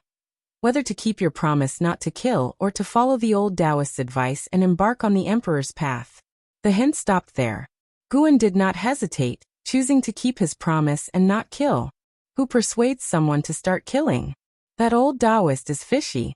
You chose to keep your promise to Fairy Baisien not to kill, and not to follow the emperor's path, making Fairy Baisien very happy. The old Taoist said you would regret your decision one day. His gaze made you uncomfortable, so you made an excuse, took Fairy Baisien's hand, and bid your goodbyes. At 321 years old, you and Fairy Baisien discovered the legendary divine beast, the celestial auspicious deer, in the forbidden demon forest. You received the blessing of the celestial auspicious deer, enhancing your comprehension. After surreptitiously being cursed by the old Taoist, Guan was cautious and closely watched the hints, fearing Black Profound and Fairy Baisien might encounter danger. Fortunately, they continued to encounter amazing adventures until they were over 500 years old, when both returned to the profound clear immortal sect and entered into seclusion. The next 500 years passed even quicker. Yet the event Guan feared still occurred. At 1,347 years old, while in seclusion, you felt a terrifying pressure. You immediately left your cave mansion and saw the sky darken, forming a majestic vortex of clouds, and felt an oppressive atmosphere. Soon after, you saw a pair of eyes and then heard an authoritative voice claiming he was the god of destruction from the celestial court, stating that there were unusual intrusions in this great world that must be cleansed. As his voice fell and the earth shook, you immediately went to find Fairy Baisien. You managed to find her and wanted to take her to flee, but she decided to stand or fall with the profound clear immortal sect. You were caught in an inner struggle, wondering whether to stay and protect the profound clear immortal sect. Celestial Court, God of Destruction. Guan frowned tightly. This god of destruction might be a terrifying being like the celestial spirit god, and it seemed the celestial spirit great world had shattered because of the celestial spirit god. How could the profound clear immortal sect resist such a terrifying entity? But how could Black Profound flee and still face the profound clear immortal sect? Forget it. Might as well die together. Consider the million-year lifespan wasted. To embrace death with a loved one, even if life is short, insights can still be obtained. You chose to stay and protect the profound clear immortal sect, which deeply touched Fairy Baisien. She seemed to think of something and pulled you flying to a place. On the way, you saw countless great cultivators from the profound clear immortal sect rushing toward the giant eye in the sky, only to be extinguished one after another. This sequence of events made you feel so insignificant. Following Fairy Baisien's lead, you discovered that you had come to the cave where you had first crossed into the profound pure great world. Fairy Baisien explained that the reason she had recruited you into the immortal sect at first sight was that her deceased father had claimed that this cave held an immortal fate. Someone who had once saved the profound clear immortal sect had emerged from this cave mansion. She hoped you could return to your original world. You said you didn't know how to go back when you saw Fairy Baisien pulling out a jade pendant. You felt something was wrong and tried to snatch the jade pendant, but Fairy Baisien forcibly pushed you into the cave. She then threw the jade pendant after you into the cave. You felt a familiar and long-missed powerful force behind you. Looking back from afar, you saw Fairy Baisien at the cave entrance, her face filled with reluctance as she watched you. Chapter 514, Taoist Emperor, the Unprincipled Immortal. You have returned to the dark great world. Seeing this prompt, Guan's feelings became complex. He had originally thought that Black Profound would die because of Fairy Baisien, but he had not expected that in the end, it was Fairy Baisien who saved Black Profound. Fairy Baisien did not abandon everything for love, nor did she let Black Profound bear her responsibilities. Even Guan was moved by Fairy Baisien, and felt that she was worthy of the identity of an immortal sect disciple. Since there was no choice to be made, the prompt continued. Having returned to the dark great world, Black Profound chose the path of extremity, beginning to slaughter demons and slay monsters wildly. In less than a century, he had fought his way back to the celestial dark demon sect. He headed straight for the vice sect hierarch, seeking to avenge his master. Everyone who tried to stop him was executed. In the end, he brought about the collapse of the celestial dark demon sect. No one dared to block his path, with the sect hierarch himself begging for mercy on behalf of the vice sect hierarch, revealing that the vice sect hierarch was his own younger brother. To this, Guan chose not to show mercy, for Black Profound needed to avenge the Luo Abyss for his master. Besides, without the pursuit of the celestial dark demon sect, how could Black Profound have been forced into the profound pure great world? Good and evil will eventually be repaid. The celestial dark demon sect had this tribulation coming. As for Black Profound, he too would face his karma. If there was cause and effect, even death would only mean his skills were inferior. Black Profound grew rapidly, but he never encountered the other two reincarnations of Guan in the Dark Great World, Chu Lu and Xiaoxing Tian, which made him doubt whether Black Profound was indeed the Black Profound Emperor. Guan sat up from the tree trunk. He was currently in the dojo.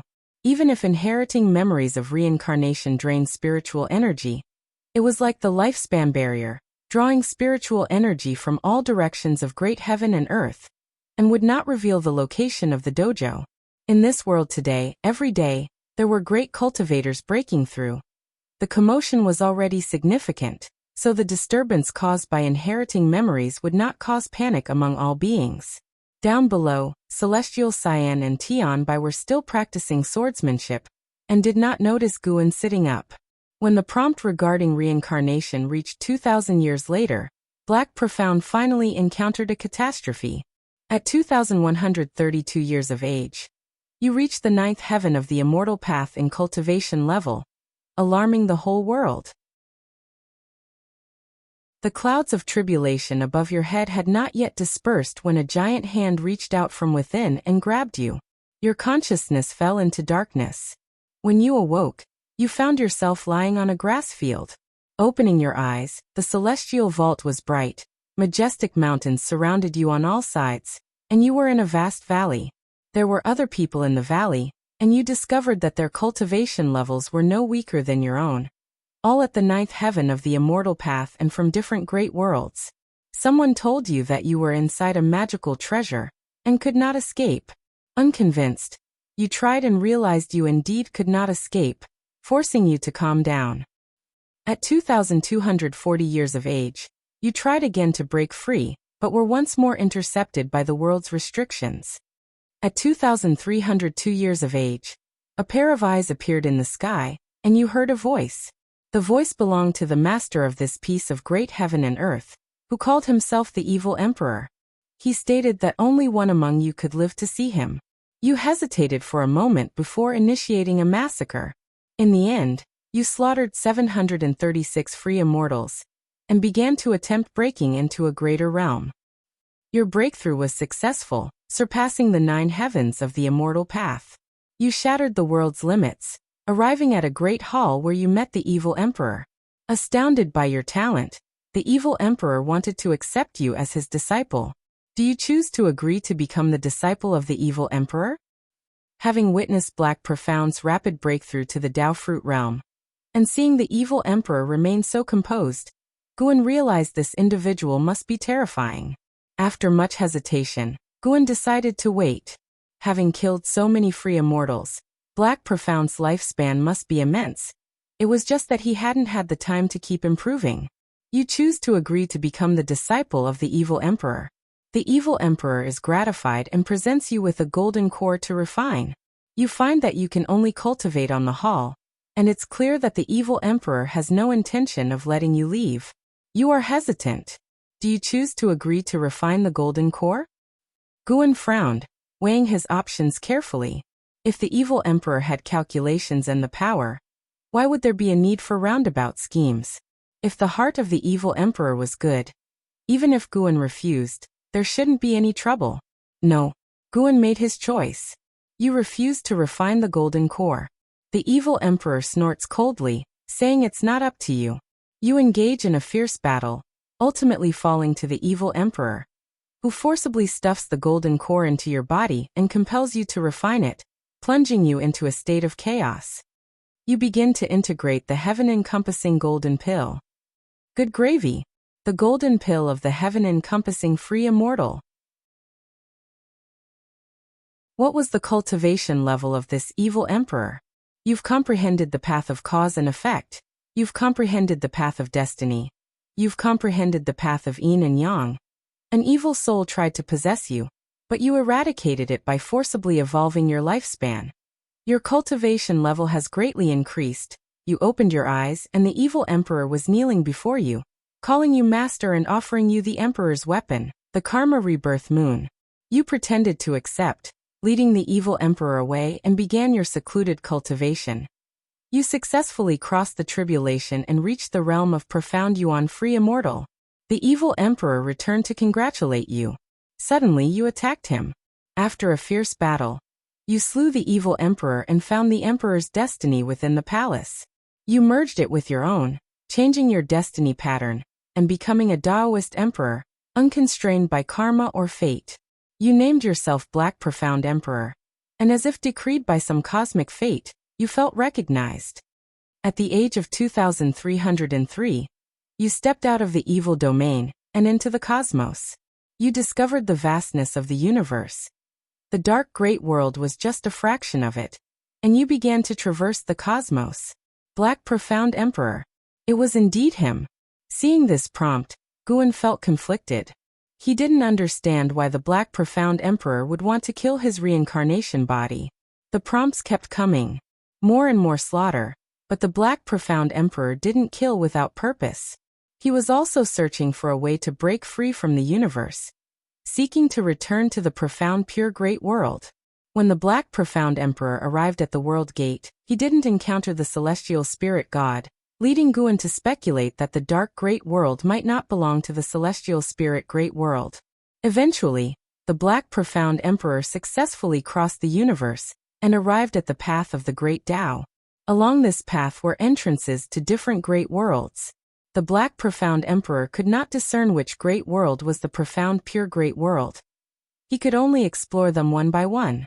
The first two great worlds were fine. He could come and go as he pleased, but when he approached the third great world, he encountered karma retribution just as he was about to enter. Even the path of destiny seemed to reject him, something he had never felt before, forcing him to retreat. This set Guan's mind racing. To encounter karma retribution, there must surely be some cause and effect involved. Could it be related to the other reincarnation bodies?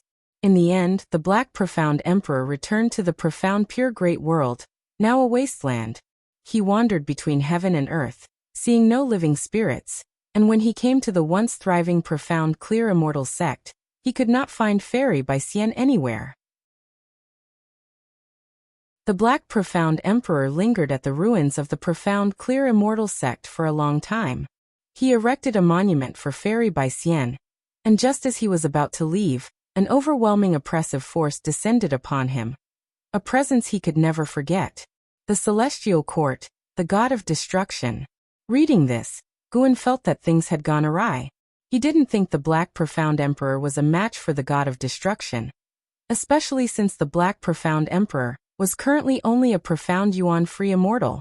At the age of 2702, you faced the God of Destruction, prepared to avenge Fairy by Xian. Yet, to your astonishment, you saw a figure appear behind the God of Destruction. It was Fairy by Xian. Her aura was completely different from the one in your memories, cold and detached, making you realize she was a reincarnation of a Celestial Court immortal god. The Celestial Court discovered the anomaly of this great world because of her. Now that she has regained her memories from her past life, her gaze towards you was cold and indifferent. Just when you felt utterly hopeless, the old Taoist who had taught you divine skills appeared and repelled the God of Destruction with a single palm strike, then fled with you from the profound pure great world. During the escape, you learned that the anomaly the God of Destruction spoke of wasn't you, an ascender, but the old Taoist himself, revealing that his Taoist name was the free immortal who exists without the Celestial Court's acceptance, barely surviving within the 3,000 great worlds. At the age of 2703, you were taken by the free immortal to the land of reincarnation. He urged you again to walk the path of slaughter. Thinking of Fairy by Xian's cold visage, this time you chose to forsake your vow. The free immortal passed on divine skills to you, allowing you to create karma avatars to slay your other reincarnation bodies and break free from the chains of reincarnation. Good heavens! So that's what was happening. This free immortal was really stirring things up. The most crucial point was that Guan had no choice in the matter. It meant that the Black Profound Emperor had not hesitated at all. Greatly spurred by the shock from Fairy by Xian, Guan felt it was absurd, but the prompts about reincarnation continued, indicating that escaping from the lifespan reincarnation was not so easy. If a reincarnation body could kill the original, then a lifespan of 10 million years could be too much of a loss. At the age of 2820, you created 3,000 karma avatars, dispersing them into the 3,000 great worlds, then manipulating them to enter the river of destiny. A third of your karma avatars were exterminated within the year. At 3,007 years of age, the free immortal passed the cultivation technique to you, the Taoist unique venerate skill.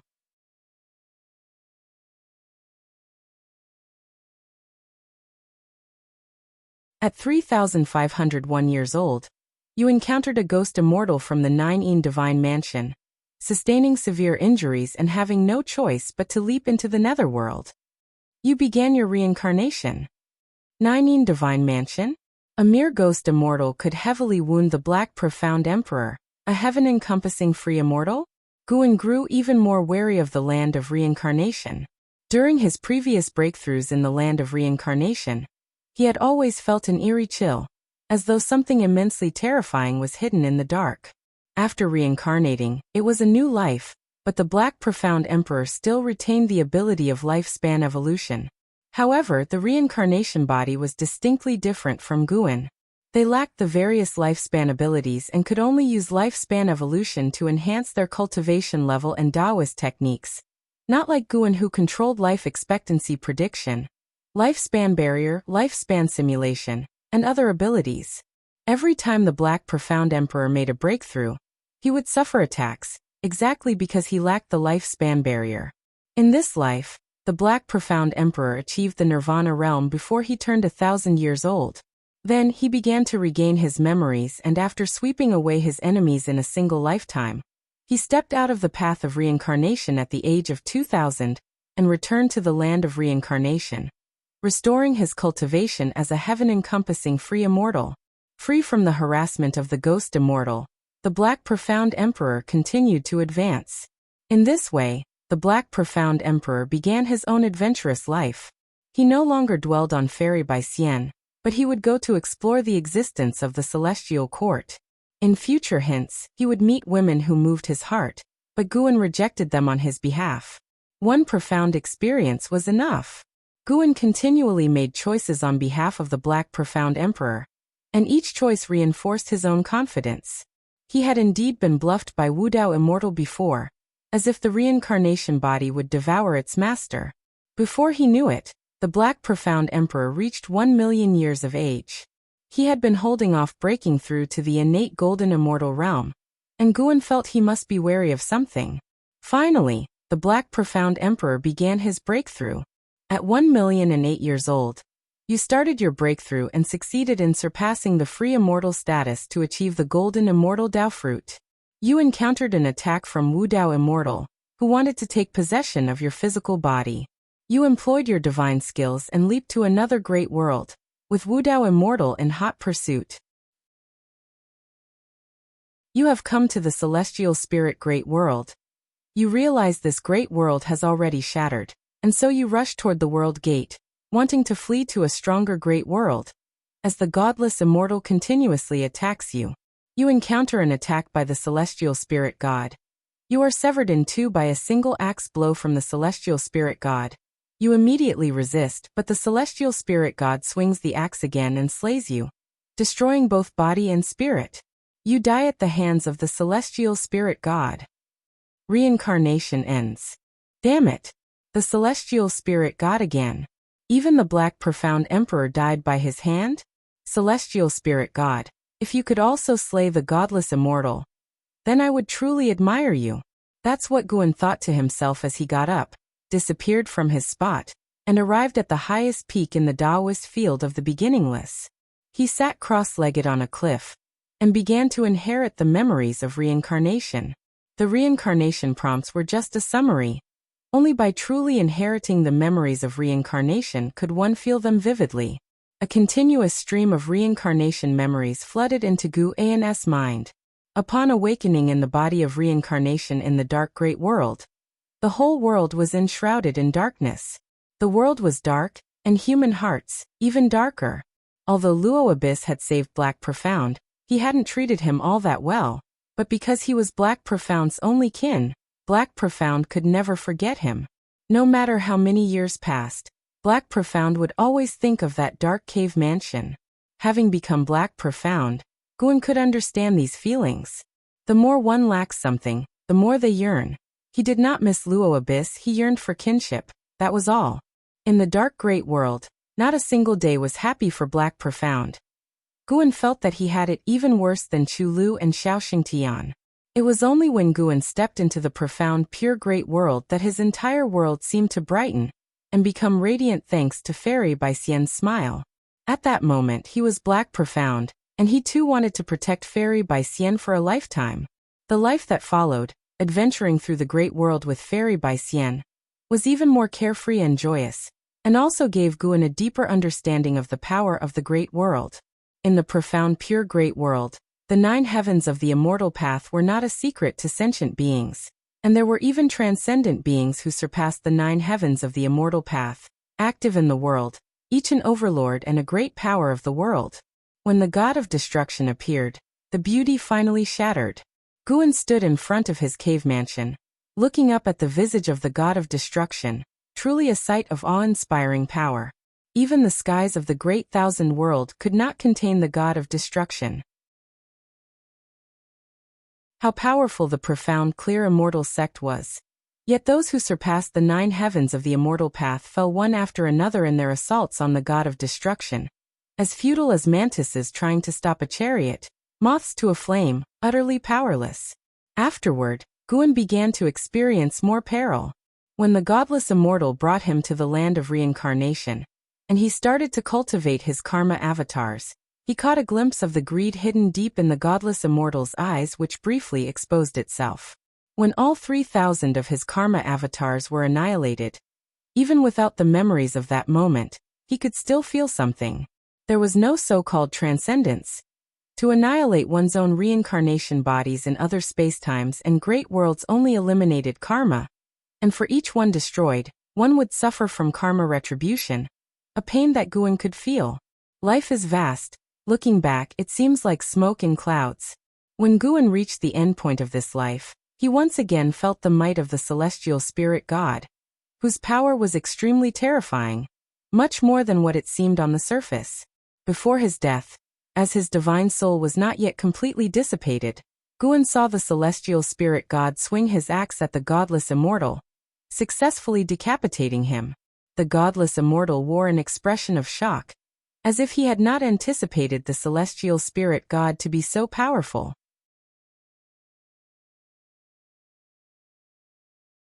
Chapter 5:16. Taoist unique venerate skill. The reincarnation inheritance had ended. When Guan opened his eyes, the sky had darkened. He looked up to see the night sky sparkling with stars, making him feel as if a lifetime had passed. The memories from Black Profound Emperor's million-year reincarnation had completely merged into his soul. It was as if he had truly lived through those million years. Dark Great World, Profound Pure Great World, Path of the Great Tao, Land of Reincarnation. He had truly become the Black Profound Emperor, the two merging into one. The so-called reincarnation body is actually just the same soul, merely manifesting under different Tao rules. A reincarnation body can kill another reincarnation body, but it cannot kill the primordial soul. If the primordial soul perishes, all reincarnation bodies will cease to exist. It seemed that Black Profound Emperor realized this, which is why he stopped releasing karma avatars. As to whether Black Profound Emperor could differentiate if he was the primordial soul, Guan couldn't judge.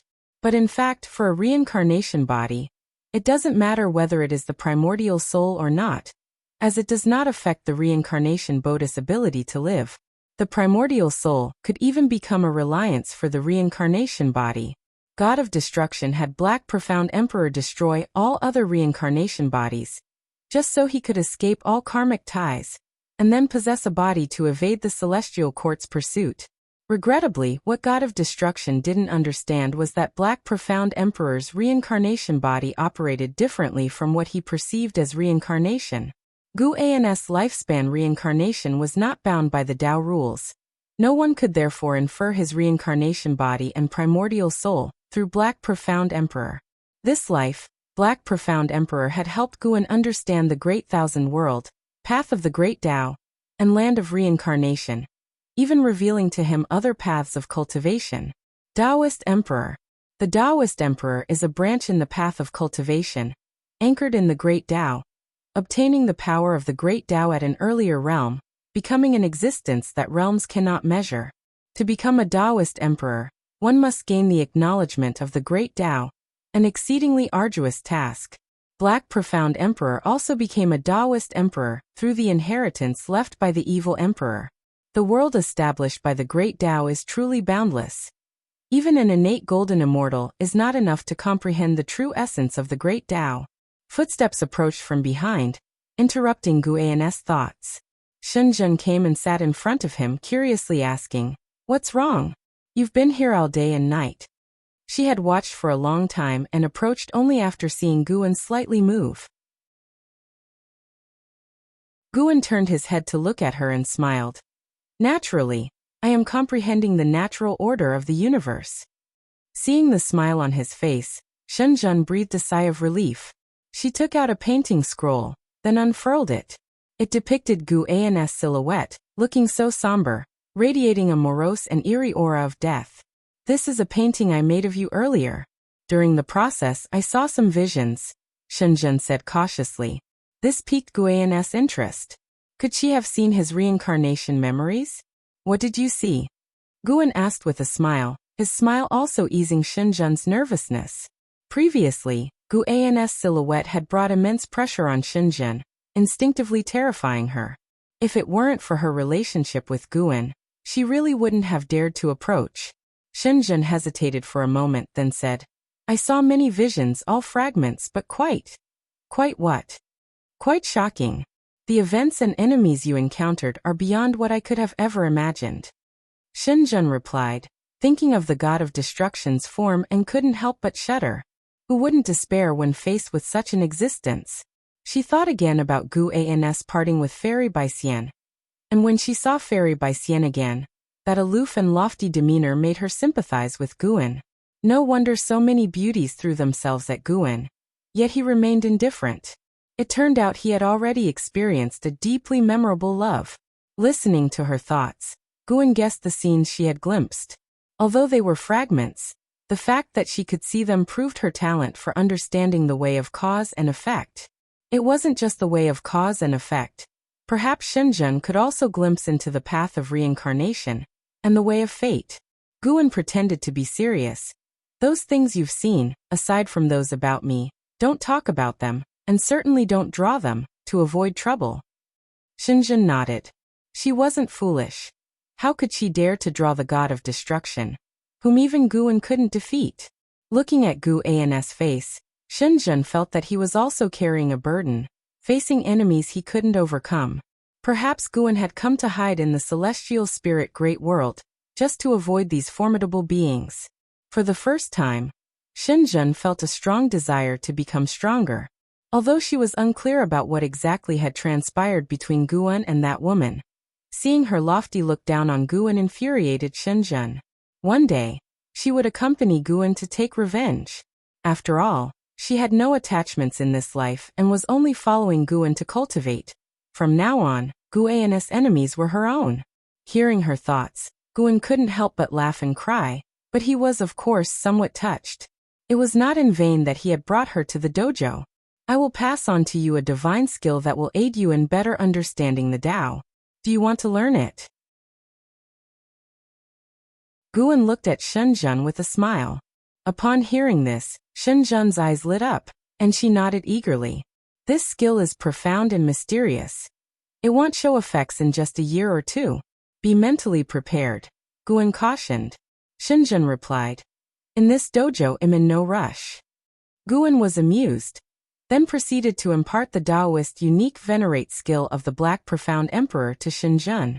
The Taoist unique venerate skill was originally taught by the immortal without doubt to the Black Profound Emperor, but the Black Profound Emperor had enhanced it, making it even stronger.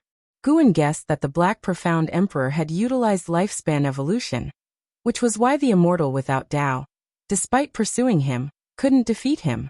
The Taoist unique venerate skill of the Black Profound Emperor had surpassed that of the immortal without Tao. The Taoist unique venerate skill was a complete Taoist technique, including divine skills, spells, evasion techniques and formations among others. Once Shenzhen inherited the Taoist unique venerate skill, she could cease cultivating other Taoist techniques. With so many reincarnation memories merged, Guan mastered countless Taoist techniques, and the Taoist unique venerate skill was definitely one of the top tier. Perhaps the Black Profound Emperor's talent was not as great as that of Yang Xian, nor his combat ability, but his opportunities were quite extraordinary. Guan didn't pass it orally but raised his hand, his fingers pressing on Shenzhen's forehead. Shenzhen's eyes widened as she stared intently at Guan, a strange light flickering in her eyes. Soon, she entered a state of enlightenment. The moon set, and the sun rose. Morning sunlight spilled over Shenzhen, who suddenly opened her eyes, staying frozen in place.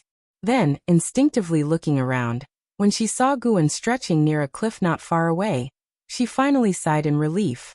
The Taoist unique venerate skill was vast and boundless, and just the inheritance of cultivating memories made Shenzhen feel as if she had traversed a vast sea, thus waking up with a feeling of panic as if facing a transformed world.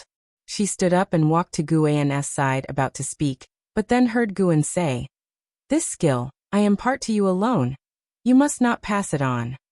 Hearing this, a smile bloomed on Shenzhen's face, lifting her spirit completely.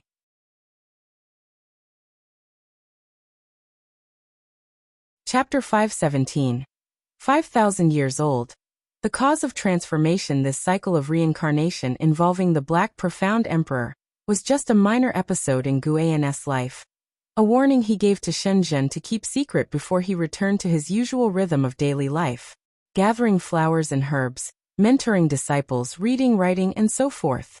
Others in the Taoist field of the beginningless busied themselves with their own cultivation, and time passed quickly before them. In the blink of an eye, Guan celebrated his 5,000th birthday. He alone knew this fact, as everyone around him considered him an old monster who had lived untold years. That year during the summer, Guan sat on a boulder in the forest, checking his attribute panel. Name: Guan. Lifespan 5000/61, 551, for 78, 029. Physique: primordial infinite body. Cultivation level: perfection in the innate golden immortal realm. A lifespan of over 615 billion years, not bad, steadily increasing. Guan thought thus, a smile appearing on his face. Beside him was a stream, the very place where he had first met I Ching Shan and others, now a boundary line of the forbidden land of the Qiankuan sect. He stayed here to wait for someone. While waiting, Guan looked towards the distance, observing the current state of his old acquaintances. Martial resolution had become a high-ranking member of the Supreme Sect, but power was corrupting his talent.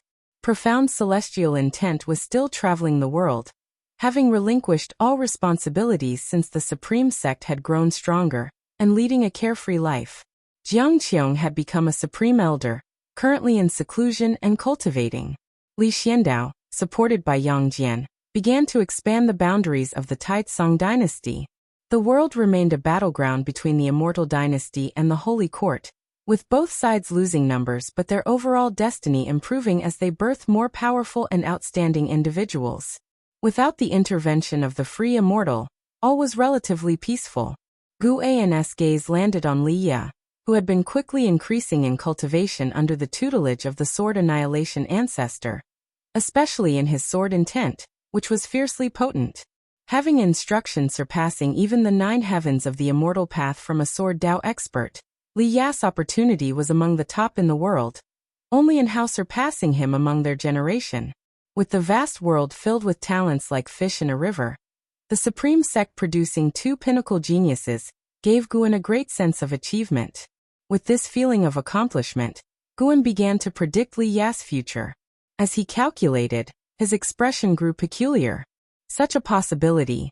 Guan thought of the celestial Dao Golden Core and the Sword Annihilation ancestor, feeling that such a future was indeed reasonable. Everything had its advantages and drawbacks, and as Li Ya grew stronger, he would also have to bear the karma that strength brought. After a long while, a figure approached from the depths of the woods, spotting Guan from a distance and immediately growing excited, rushing over. It was LV Xian, once the top talent of the Taizong imperial dynasty, and the son of the sect leader LV Baitian. He reached Gu An's side, looking at him, extremely agitated and somewhat at a loss. Guan. LV Xian was so excited he didn't know what to say. Guan looked at him, sizing him up and down, and smiled. No need to be nervous. Since you've crossed heaven and earth to get here, I naturally will fulfill my promise. Hundreds of years ago, Guan heard LV Xian calling out to him. It turned out that LV Xian had challenged Yang Jian and suffered a devastating defeat, which hit him hard. Thus, he thought of seeking Gu An's help, considering Yang Jian was Gu An's disciple. He knelt in his own cave mansion, begging Guan to teach him.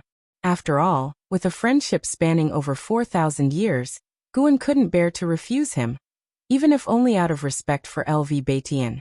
So Guan allowed him to come on his own while strictly forbidding him from revealing the matter.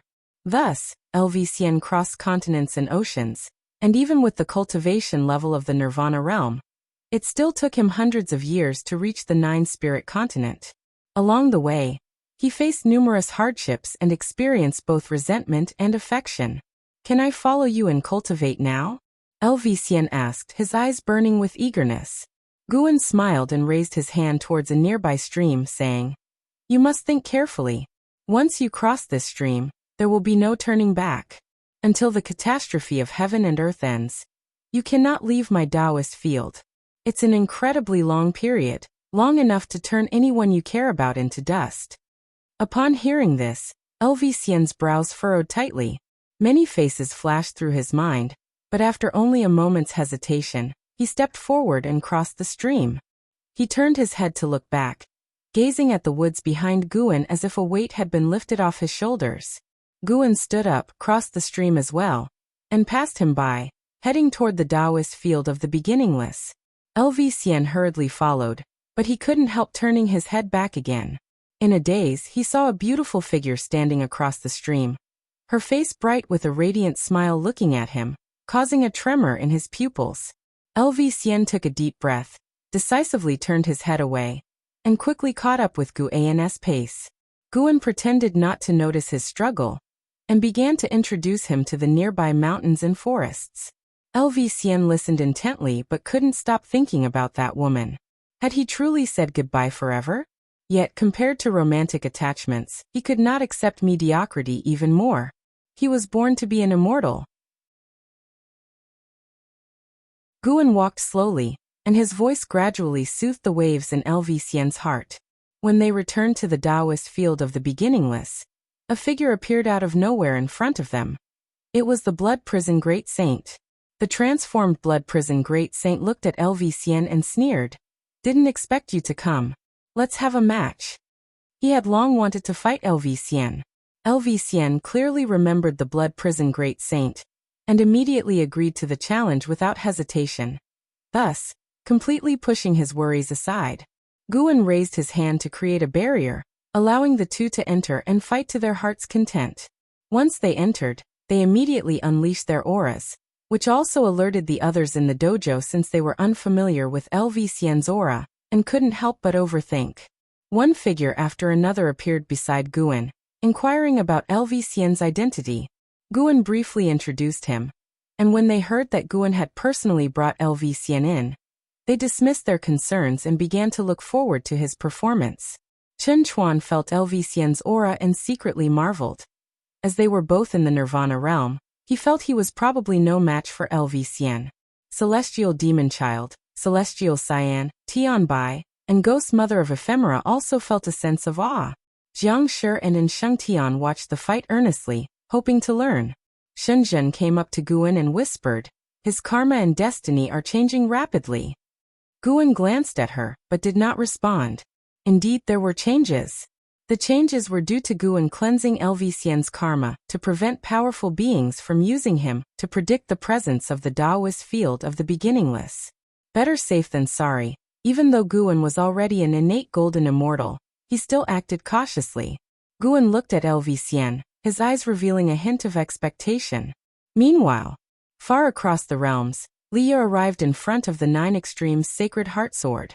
The area was an open forest, and the Sword Annihilation ancestor stood nearby, watching Leah. In front of Leah, the Nine Extremes Sacred Heart Sword was stuck in the soil, its blade etched with crimson flame patterns, and about 4 fingers wide. The hilt was dark purple, resembling the scale armor of some exotic beast wrapped around it, and the guard was engraved with a lifelike, eerie eye.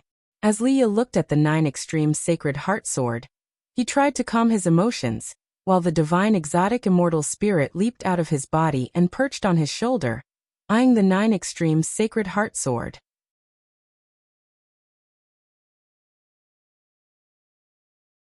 Chapter 518. Famous throughout the world, silent extinction aura. To have the Nine Extremes Sacred Heart Sword submit to you, you must first be fearless. The greater your fear, the stronger its backlash will be, and then you will endure pain unimaginable to ordinary people. No matter how painful, you must not be afraid. If you are not confident that you can do this, it is still not too late to give up now.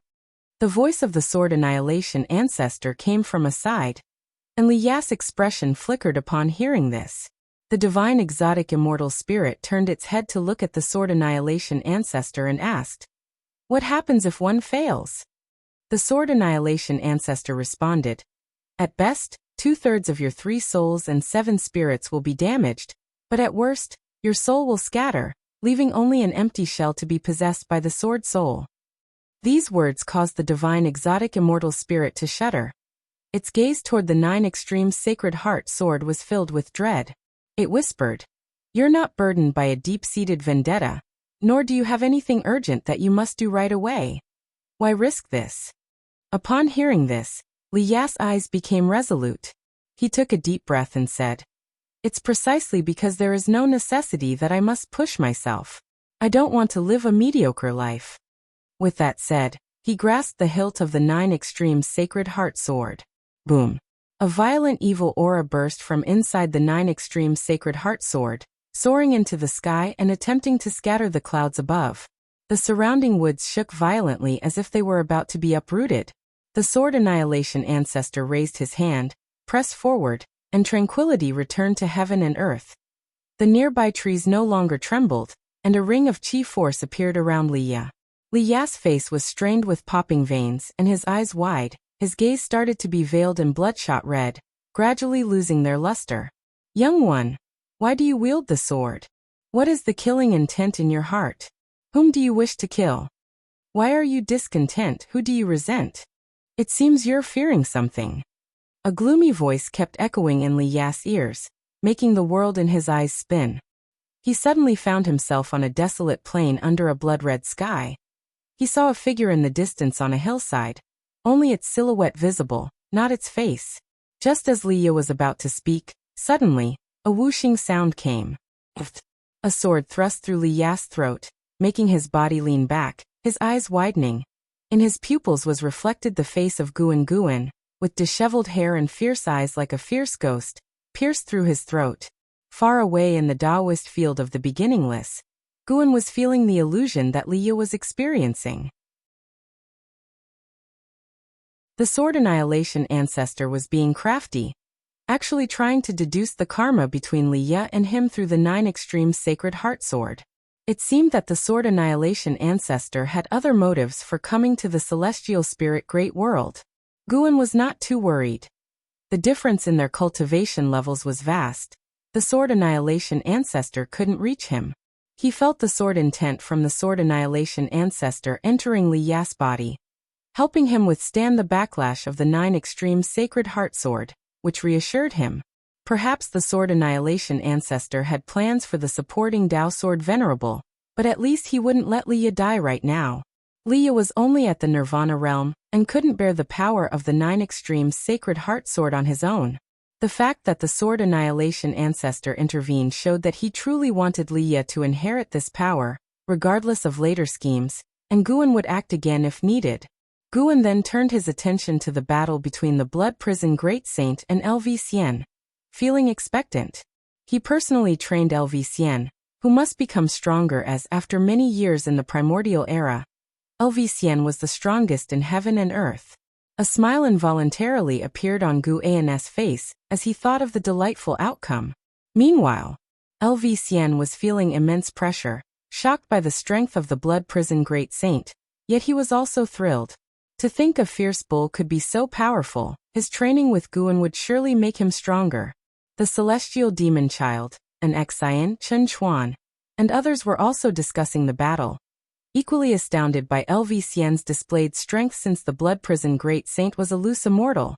And for a Nirvana realm cultivator to fight a loose immortal to such an extent spoke volumes of his talent. At dusk, Supreme Sect, 3rd Medicine Valley. Long Qing came down from the pavilion. He saw Candle Star standing on a roof, gazing steadily into the distance. He immediately flashed to Candle Star's side and asked, "What are you looking at?"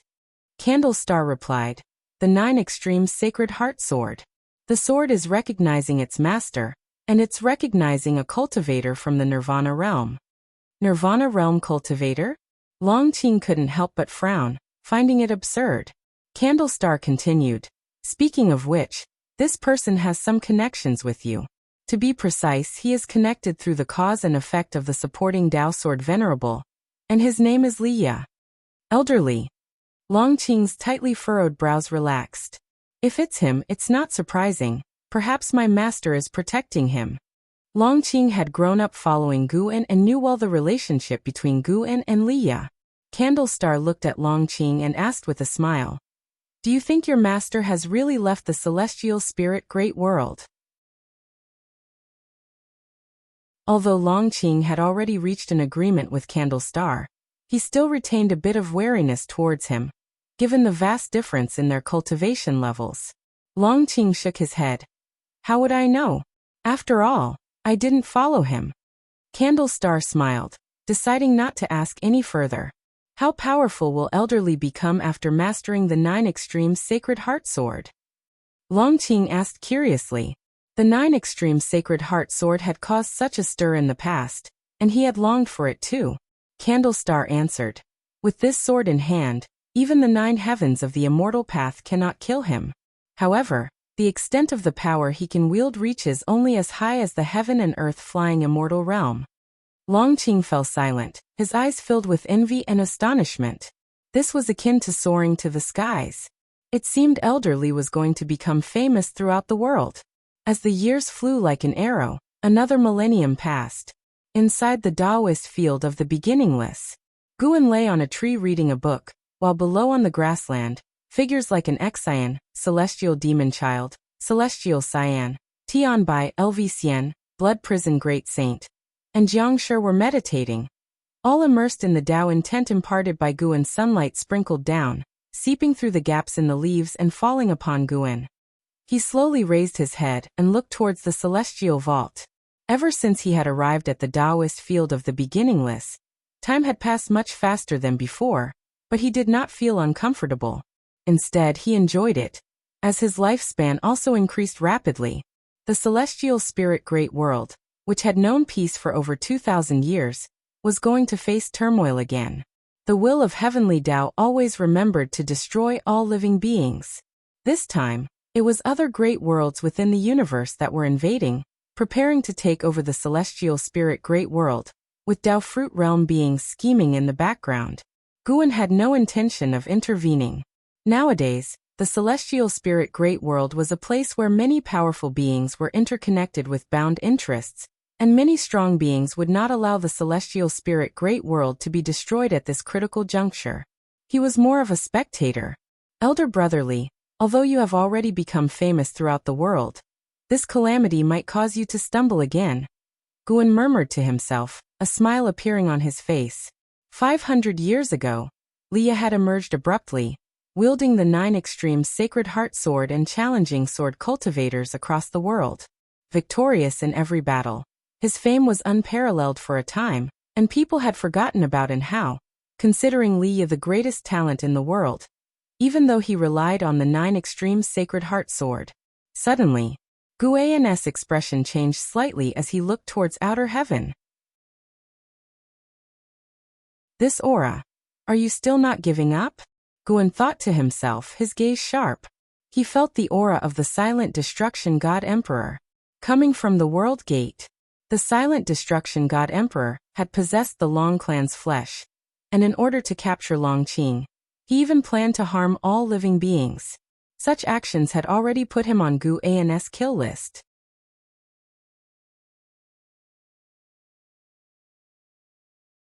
Chapter 519. The Great Tao Tree, Divine Emperor's Pawn in the Depths of the Universe. A world gate stood tall. Here it seemed as if there were no hours. The years could not taint this grand, towering gate. At this moment, a bright light shone from within the world gate. A figure slowly stepped out from the strong light, clad in black armor, a mysterious presence, a helmet underneath which was as black as a black hole, making it impossible for anyone to see his true face. It was the silent destruction god emperor. In his right hand, palm facing up, hovered a golden token, long as a knife, intricately carved on its surface, emanating a brilliant golden radiance, dazzling beyond compare. As he walked out of the world gate, he stopped, turned his head to look at the figure of the celestial spirit god. Another 7 figures stepped out one after another from the world gate, men and women alike, each with a celestial demeanor and magnificent bearing, their gazes also turning toward the celestial spirit god. Whatever you all intend to do, you must not destroy this great thousand world, otherwise even your celestial orders won't be able to save you. The voice of the celestial spirit god rang out, indifferent in tone, with an unyielding firmness that allowed no rebuttal. Before the silent destruction god emperor could speak, a man in a white robe behind him raised his hand in greeting and smiled. Celestial god, rest assured, we have only come to capture one person, and will not disrupt the rules of the great thousand world. The celestial spirit god did not respond, and the silent destruction god emperor proceeded to step toward the depths of the universe, followed closely by the man in the white robe and others. Soon, this expanse of void fell into silence once more, the bright light inside the world gate dissipated, and the surroundings of the world gate dimmed, with only the light emanating from the celestial spirit god persisting. Although the arrival of the silent destruction god emperor drew Gu An's attention, he did not initiate an attack, because he felt that the silent destruction god emperor also possessed an innate golden immortal's cultivation level. Battling an opponent of the same realm wasn't wise. Guan, lying on a tree branch, sat up. Forget it, let's have a lifespan simulation. Requires 5 billion years of lifespan. Continue. 5 billion years of lifespan? That's way too expensive. Guan directly chose no. There was no need to waste lifespan, especially since the aura of the silent destruction god emperor didn't intimidate him. The silent destruction god emperor wouldn't be able to discover the Taoist field of the beginningless unless he intended to destroy the celestial spirit great world. Although many have seen Guan in this world, Guan has already tampered with their cause and effect. No one would be able to trace back to the Taoist field of the beginningless. Guan lay back down, continuing to read his book. He would cross that bridge when he came to it. It must be said, in these years the profound celestial intense penmanship had improved greatly. The depiction of emotion in the text was especially delicate, tugging at one's heartstrings. Guan read intently. Through the words he could visualize the scenes of the past, the characters' emotions as fervent as fire. The sun set and the moon rose. A full 5 days passed, and Xian and others finally woke up one after another, which was because Guan had withdrawn his Tao intent. Seeing Guan sleeping on the tree, they all stood up and paid their respects before leaving in small groups, whispering their insights to each other. After they all left, only then did Guan open his eyes. His gaze turned toward the celestial vault. The silent destruction god emperor had arrived at the celestial spirit great world with his 7 subordinates. They did not go to the supreme sect but joined the holy court instead. Could it be that their target was not to eliminate Longqing? Longqing's identity had already been exposed. Even that candle star knew clearly. The silent destruction god emperor must also be aware.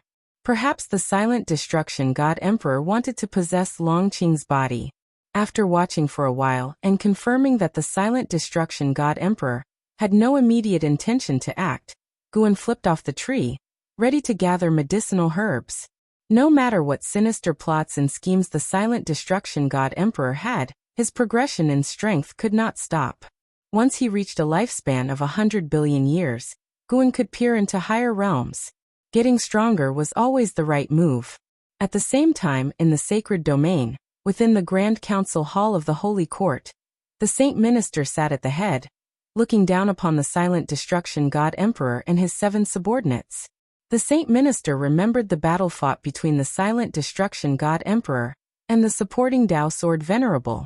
Although the god Emperor was annihilated by a single move from the sword Venerable, the aura he exuded at the time was still vivid in his memory. "Why have you come?" the Saint Minister asked. He didn't know why the silent destruction god Emperor was still alive, but with the supporting Tao sword Venerable having left the celestial spirit great world, he had to be cautious in facing these outsiders from beyond. Looking at the silent destruction god Emperor and the others, the Saint Minister felt bitter. He had tirelessly reached the state of a free immortal, but the opponents he faced were numerous and even stronger. It seemed as though the heavens were toying with him. A man in white robes stepped forward from behind the silent destruction god Emperor, and said with a smile, "Now the immortal dynasty has an existence that surpasses the free immortal. Once he merges with the immortal god destiny pattern, the end of the Holy Court won't be far off."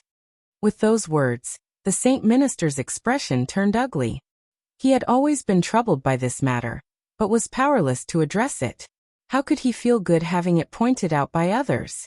It was clear. These people wanted to use the Holy Court. The key issue was that the Holy Court was indeed on the path to doom. There seemed to be no imminent peril, but it was really just a matter of time. Since he couldn't refuse these people's manipulations, the Saint Minister struggled to keep his composure. The man in white continued to speak with a smile. "Even if the young immortal emperor merges with the immortal god destiny pattern, he would not be a match for us. We can assist the Holy Court. You needn't worry about the court becoming our puppet, for we shall leave sooner or later. We are in this world only to cultivate one person." The Saint Minister inquired, "May I ask who this person is? Is he within my Holy Court?" The man in white shook his head. "No, we only need the Holy Court to create obstacles for him, better tempering him and allowing him to grow stronger." After hearing this, the Saint Minister fell into silence. "We will not help you directly annihilate the young immortal emperor. You probably already realize the existence of the tribulations of heaven and earth, and the will of the heavenly Tao. If the young immortal emperor acts against the Holy Court, naturally we will intervene. Before that, we will stay in the Holy Court," the man in white said. These words did stir the Saint Minister's heart. He could sense that this group was very strong, each one giving him the same feeling he got from facing the supporting Tao sword Venerable. The most crucial point was that he had no room to refuse. To do so would only make things uglier, perhaps disastrously so. As the Saint Minister sighed inwardly, the silent destruction god Emperor raised his hand and from his palm flew a wooden rod. It was a red wooden rod, with a curved top like a serpent. Apart from being brightly colored, it looked unremarkable. The silent destruction god Emperor spoke. "This rod is made of Tao wood, and can grant you unparalleled strength, as well as assist you in comprehending the great Tao. Consider it a gift for our first meeting." The Saint Minister started to speak, but the red rod suddenly flew in front of him. The immense pressure changed his complexion. He sensed the profound Tao intent within the rod, and his eyes widened in shock. Such a treasure! The Saint Minister looked at the silent destruction god Emperor and asked, Who exactly are you?" The face of the silent destruction god Emperor was shrouded in darkness, as if he were the most mysterious being in the world, and he responded, "The silent extinction domain was my creation, and silent extinction is my name." The Saint Minister opened his mouth, his face etched with disbelief. In a valley, the immortal seeker sat beside a lake, gazing at the bright day sky, murmuring, "It seems that I still can't let go. Whose chess piece are you?" Zhu Shi, who sat meditating in the middle of the lake, opened her eyes and glanced at him, asking, "Whom are you talking about?" "The one who created the Qi of annihilation." "The Divine Emperor? Someone of his caliber, is also a chess piece?" "Indeed, he's been tirelessly working for the bloodline of the Long clan. He's either being driven by someone behind the scenes or pressured by an even greater force. The waters of this world are becoming muddier, and when the heaven and earth Tao fruit appears, your pressure will only increase. With that said, the immortal seeker's face took on a teasing expression. Zhu Shi hummed. The Taoist unique venerate skill you passed on to me is so powerful, and with my talent, I'm not afraid.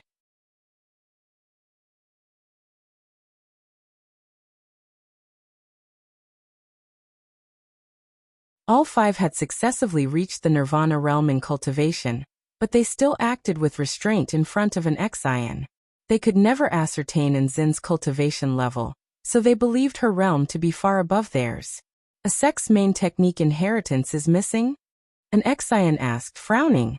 Yi Qingshan's face showed a bit of awkwardness. He cleared his throat, braced himself, and said, Indeed, figures from the sea sects have appeared on the fringes of the mainland. They have deeper resources and are constantly recruiting mainland cultivators. Numerous families and prodigies in our Qiankuan sect have been poached. Ultimately, the Qiankuan sect lacks exceptional advantages. He felt there was no reason to come to an Xian, but recalling the thousands of years they had known each other and the familiarity that had grown, coupled with the urging from the higher-ups in the sect, they had no choice but to approach her. The Qiankuan sect was no longer just their sect but belonged to 1,000,000 disciples. For the future of the sect, what was the harm in losing face? After all, Yi Qingshan was prepared for the awkwardness of being rejected. Chengmeng followed up. Senior, we dare not demand that you bestow upon us such an inheritance, but even just pointing us in the right direction would be appreciated. The other three echoed in agreement. The five of them had ventured out for 1,000 years, but within the entirety of heaven and earth, they were still at the bottom. Their cultivation techniques, spells, and divine skills were quite mediocre within the immortal Tao realm. An Xian quietly watched them, making them so ashamed that they wished they could shrink into the ground. Suddenly, an Xian pursed her lips in a smile and said, I do indeed have an inheritance that suits you. At these words, the five of them looked up at her with surprise. An Xian raised her right hand, and with a flick of her finger, 5 secret manuals appeared in her hand. The covers of these 5 secret manuals bore no titles, and with Nzin's actions, Yi Qingshan and his 4 companions exchanged perplexed looks. The techniques and divine skills of the immortal Tao realm were vast and boundless, definitely not something that could be contained within just 5 books. They dared not offend an Xian, however, and could only grumble in their hearts. Choose one. An Xian said with a smile, feeling secretly thrilled. Was this what it felt like to pass on one's teachings? Before coming here today, her master had handed her the 5 secret manuals. She had been puzzled at first, but after Yi Qingshan and his companions spoke up, she came to admire her master's foresight. This, Yi Qingshan frowned, could a legacy be passed down in such a frivolous manner? An Xian raised an eyebrow, and Yi Qingshan immediately stepped forward to draw a manual from her hands. Seeing this, an Xian put the other 4 manuals into her sleeve and turned to leave, leaving behind a final remark. This cultivation technique will now be the main technique of your Qiankuan sect. I hope you will use it for good. Hearing this, Yi Qingshan and the others hastily paid their respects and watched her figure disappear into the depths of the forest before they gathered to examine the manual. Yi Qingshan opened the first page and read aloud. Heaven and Earth Primordial Skill. Qiankuan? It does suit our sect's name, but Gu Changxing hesitated. He wanted to say an Xian was playing a trick on them, but feared being overheard by her. Yi Qingshan turned to the second page, and instantly, a burst of golden light emanated from within, enveloping the 5 cultivators. Their expressions changed dramatically, and their gazes became distant and unfocused. By the lakeside, Guan was sparring with Chen Chuan in swordsmanship. Having reached the immortal Tao realm, the actual moves were no longer important, but Guan used them to guide Chen Chuan toward Sword Tao enlightenment. Chen Chuan had an extremely high comprehension of Sword Tao. Each year he could feel himself growing stronger, but whenever he sparred with his master, he felt his own Sword Tao was childlike and posed no threat to his master. Guan held the Cyan Hong sword with the blade sheathed, countering Chen Chuan's sword techniques with just the scabbard, and leading him into other moves. At a glance, Chen Chuan seemed like a puppet effortlessly manipulated by him. LV Xian sat under a tree not far away, intently watching, seeking to understand Gu An's sword Dao. Though he did not specialize in sword Dao, having seen the 3,000 great Dao, he believed he could gain insight by analogy.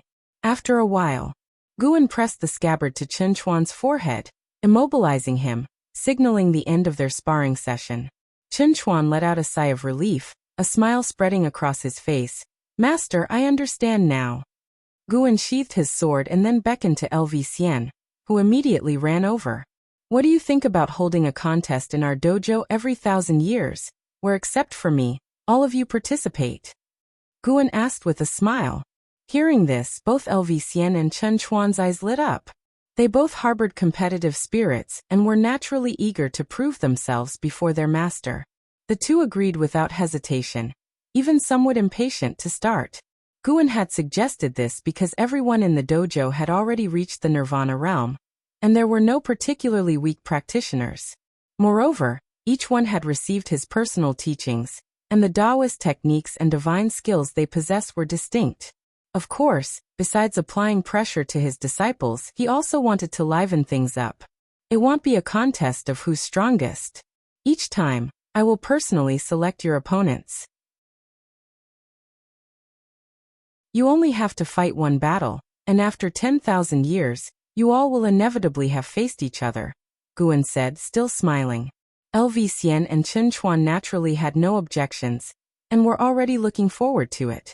"I'll tell you in advance, you two will be each other's first opponents," Guan said with a chuckle. Upon hearing this, LV Xian and Chen Chuan instinctively looked at each other. Then after their initial shock, a fighting spirit and confidence ignited in their eyes, each believing they could win.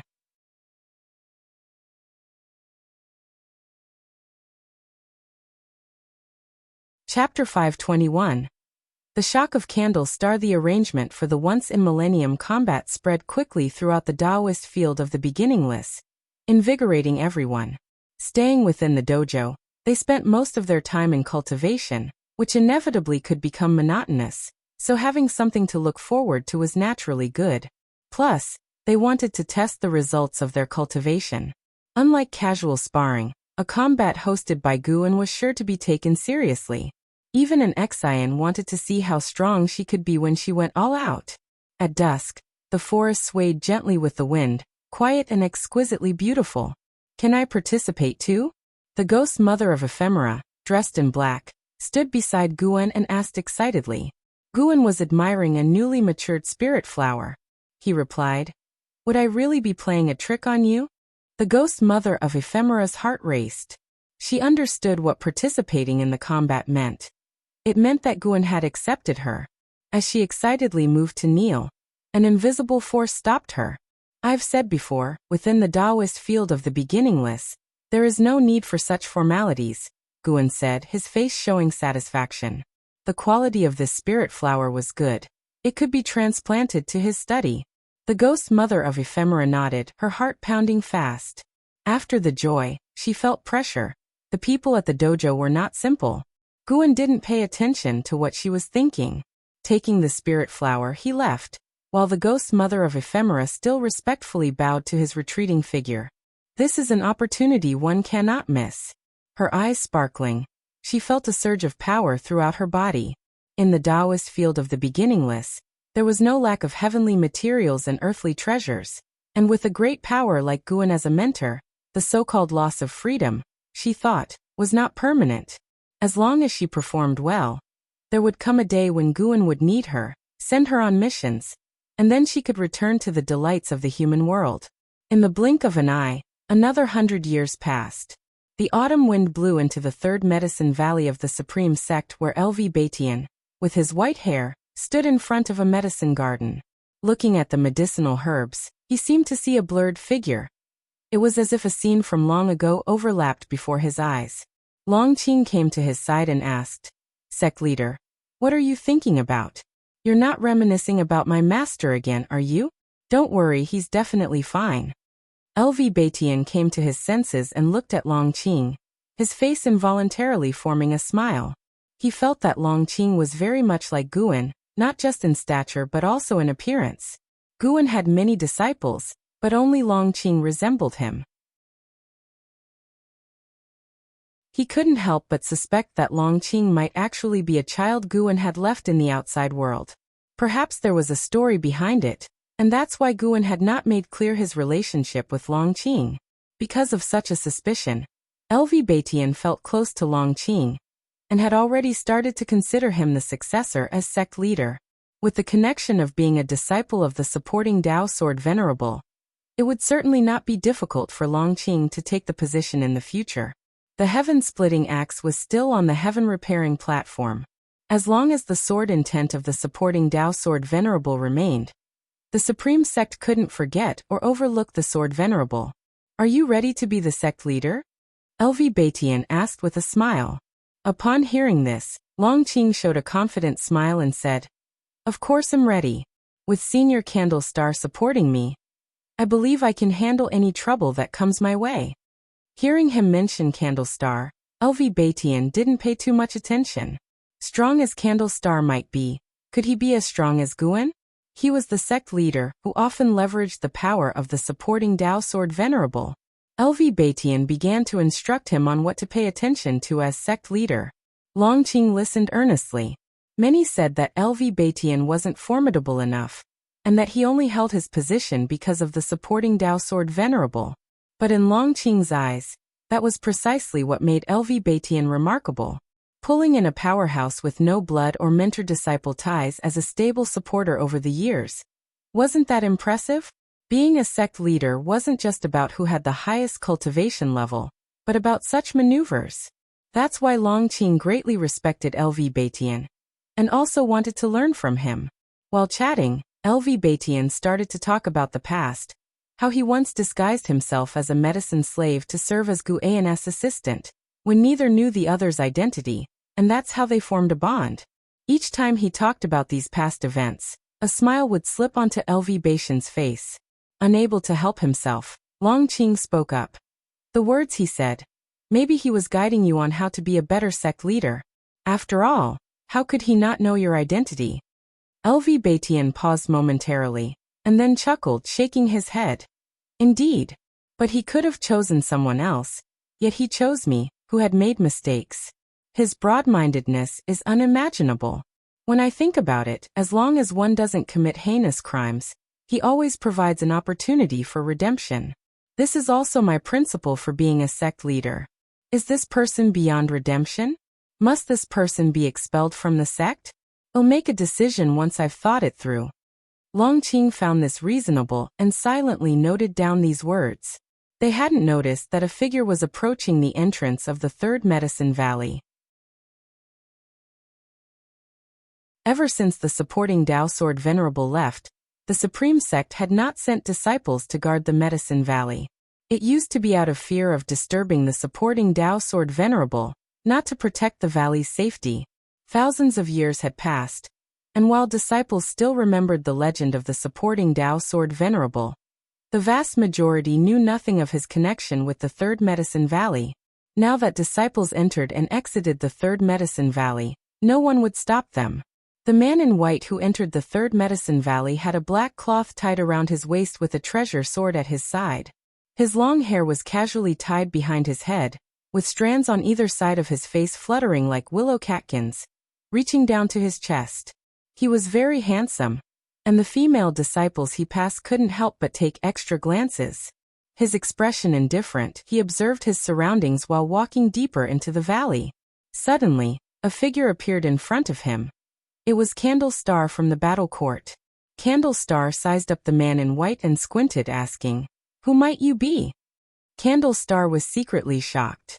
He was the profound Yuan-free immortal, yet he couldn't discern this man's cultivation level. The man in white looked at Candle Star and asked in return, "Are you Candle Star from the battle court?" Upon hearing this, Candle Star's brows furrowed deeply, surprised that the stranger recognized him. "Just who are you? I'm not here for you, nor will I interfere with your plans." The man in white interrupted Candle Star, his words cold. He then moved past Candle Star and continued on his way. His gaze quickly settled on Longqing. Candlestar stepped in front of him again, his voice cold. Then who are you looking for? How can I be sure you won't mess with my plans if you don't explain yourself clearly? The man in white answered. I'm looking for Longqing, your disciple. I won't harm him. I'm just here to give him a warning. And what I have to say has nothing to do with your schemes. Having said that, he moved forward again, this time shouldering past Candlestar. This shove made Candlestar even more wary of him. This man was very strong. Candlestar watched as the man in white headed toward Longqing, hesitated for a moment, and decided to follow. Clang! The sound of a sword being drawn suddenly echoed, and the tip of the blade was abruptly at Candlestar's throat, causing his pupils to dilate. So fast. He hadn't even seen how the man in white had drawn his sword.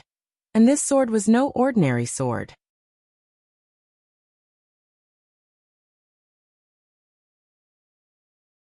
Chapter 522, Celestial Dragon Dharma Aspect. Breaking Destiny. Feeling the sharpness at his throat, Candlestar asked in a deep voice, If you don't explain your origins, I can't possibly let you get close to him. The man in white glanced at Candlestar, his sword-raising hand perfectly straight, like a bridge, making Candlestar feel he was hard to reach. Although wary of the man in white, Candlestar was not yet at the point of fear. For the sake of entering the World Gate, how much effort had he exerted to obtain such an opportunity? How could he give up now? My identity cannot be revealed, otherwise it will harm both him and you. You just need to know that the sword in my hand can diminish your Dao fruit. The man in white said with an indifferent look in his eyes. As his words fell, a terrifying sword intent instantly locked onto Candlestar, causing the gaze of profound Yuan-free immortal to lose its luster. The man in white turned and sheathed his sword, continuing to walk towards Longqing. Candlestar stood dumbfounded in place, his body trembling slightly. The clash between the two was not hidden. Many disciples saw the man in white draw his sword against Candlestar, yet they did not act rashly, for they all knew that Candlestar was the strongest existence in Medicine Valley. Even the Valley Master held great respect for him. The third Medicine Valley of today did not possess the cohesion of 1,000 years ago. Most disciples were merely passing through. At least they would not risk their lives for Longqing. Noticing the approach of the man in white while chatting with LV Batian, Longqing's gaze fell upon Candlestar. He saw Candlestar rooted to the spot, body trembling, gaze vacant, clearly not in a proper state. Just as he was about to speak up, the man in white suddenly arrived in front of him, startling Longqing into a reflexive step back. Snap! The scabbard pressed on Longqing's shoulder, rendering him immobile. Longqing's eyes widened, a look of disbelief crossing his face. LV Batian beside him also reacted, instinctively wanting to make a move against the man in white, but was subdued by a single glance from the man. Faced with the man in white's gaze, LV Batian felt as if had entered another dimly lit world, surrounded by dense treasure swords pointing towards him, sending shivers down his spine. He felt as if moving even an inch would result in colliding with a sword, creating a suffocating and terrifying sensation of being unable to move at all. In reality, Longqing did not fall into an illusion realm, but facing the man in white, he felt no less pressure. The scabbard on his shoulder felt like a majestic mountain, such that he couldn't muster his mana. Longqing stared at the man in white and asked in a deep voice, Who are you, and do we have a grudge? After Guan left, he didn't always stay in the third Medicine Valley either. Sometimes he would venture out for experience, having met countless people. But he could be certain he hadn't provoked such a formidable being. The only thing he could think of was his bloodline. If a strong being like Candlestar could not resist this person, then surely this being was not from the celestial spirit great world. The man in white studied Longqing, and after a long time, with no immediate response, his eyes betrayed a hint of disappointment. Such a look made Longqing uncomfortable, a sense of inexplicable anger rising in him. The man in white spoke, You're more disappointing than I imagined. You need not be nervous, I won't harm you. There's no one in this world more trustworthy than me. Heh! Longqing gave a hollow, humorless laugh. The man in white continued, My surname is Long as well, you understand now, don't you? At these words, Longqing's eyes widened in astonishment. Suddenly, Candlestar appeared beside Longqing, reaching out to grab the scabbard of the man in white. Wait! Let him finish. Longqing said in a low voice, his eyes fixed intensely on the man in white. Candlestar had just broken free from the illusion technique. He hadn't heard what the man in white had just said. He turned his head towards the man in white, his eyes full of shock and wariness. The man in white withdrew his hand, and Candlestar followed by releasing his grasp, watching as the man planted his treasure sword into the ground. As the scabbard struck the earth, the surrounding environment underwent a drastic change, and they found themselves in a dark world. Looking around, the ground was covered in sword shadows, all plunged into the earth. What a powerful domain! Candlestar muttered to himself, his eyes sweeping around as a storm of amazement churned within him. The man in white stared at Longqing and said, "My name is Longjun, son of Emperor Longxin, your ancestor. I have glimpsed your entire life in the past. Although much is obscured, I can generally deduce your future path." Candlestar's face drastically changed, his eyes brimming with shock. Longqing was also greatly startled, silent, gazing dumbfounded at Longjun. "In the future, you will lead the supreme sect to unify the celestial spirit great world, but you will ultimately die at the hands of the war court." Longjun continued, his gaze shifting to Longqing. "You will be possessed by the silent destruction god emperor." Longqing's heart pounded wildly. Longjun then turned his eyes toward Candlestar and said, "You will be forged into a Taoist soldier by the lord of the war court. You will eternally subjected to torture." Candlestar's face turned ghostly pale as if he had realized something. Longqing gritted his teeth and asked, "The Long clan has been annihilated until only I remain. You say you're my ancestor. Why didn't you take action?" Longjun looked at him with a deep and distant gaze. "Because my current fate is worse than death. What you see is not me from this moment, but from the past. This is a method I left before being captured, hoping to help the Long clan escape its destiny." Longqing couldn't comprehend his words, and involuntarily glanced at Candlestar. Candlestar furrowed his brows and asked, "Do you mean that you have traveled here from the past or projected yourself here?" Longjun said, "If it's too hard to understand, don't dwell on it. What's most important is how to resolve the impending calamity. If the silent destruction god emperor succeeds in possessing you, he might indeed gain the powers of my grandfather." "Are you talking about Longzhan?" "Yes, although I inherited his destiny pattern. In comparison to his bloodline power, it's really nothing," Longjun answered. Longqing recalled Candlestar mentioning before that Emperor Longxin's grandson had also inherited the talents of celestial dragon Emperor Longzhan. He opened his mouth, intending to ask, "Isn't Emperor Longxin's grandson Longjun's son?" As if seeing through his confusion, Longjun replied, "Yes, my child also inherited this bloodline power. It was precisely because of it that the Long clan met with disaster. He is already dead, and I am still alive only because my father told me the stories of my grandfather. Since childhood, I have hidden my talents, but my child was born during the prime of the war court, and he was reckless." Longqing felt dizzy from the information, and Candlestar was equally shocked, rapidly contemplating. Longjun looked at Longqing and said, "To break the Long clan's fate, you need to practice a divine skill." Longqing frowned and asked, "Which divine skill?" "The celestial dragon Dharma aspect. This skill will allow you to conjure the Dharma aspect of people with whom you share a blood connection to fight alongside you. Even if I master it, won't their strength depend on my cultivation level?" asked Longqing, frowning. He instinctively resisted, feeling the divine skill came at great cost.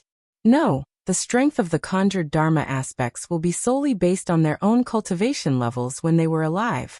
The difficult part is to conjure them. This is a skill created by my father, reportedly inspired by my grandfather. He said my grandfather's skill was even more powerful, but unfortunately, I have never witnessed it, Longjun explained.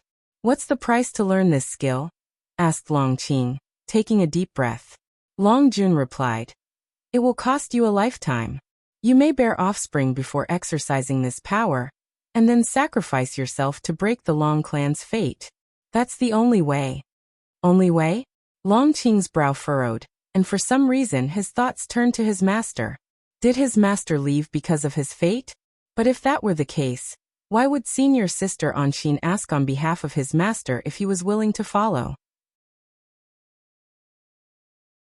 Long Qing looked up at Long Jun and asked, "Then do you know my master?"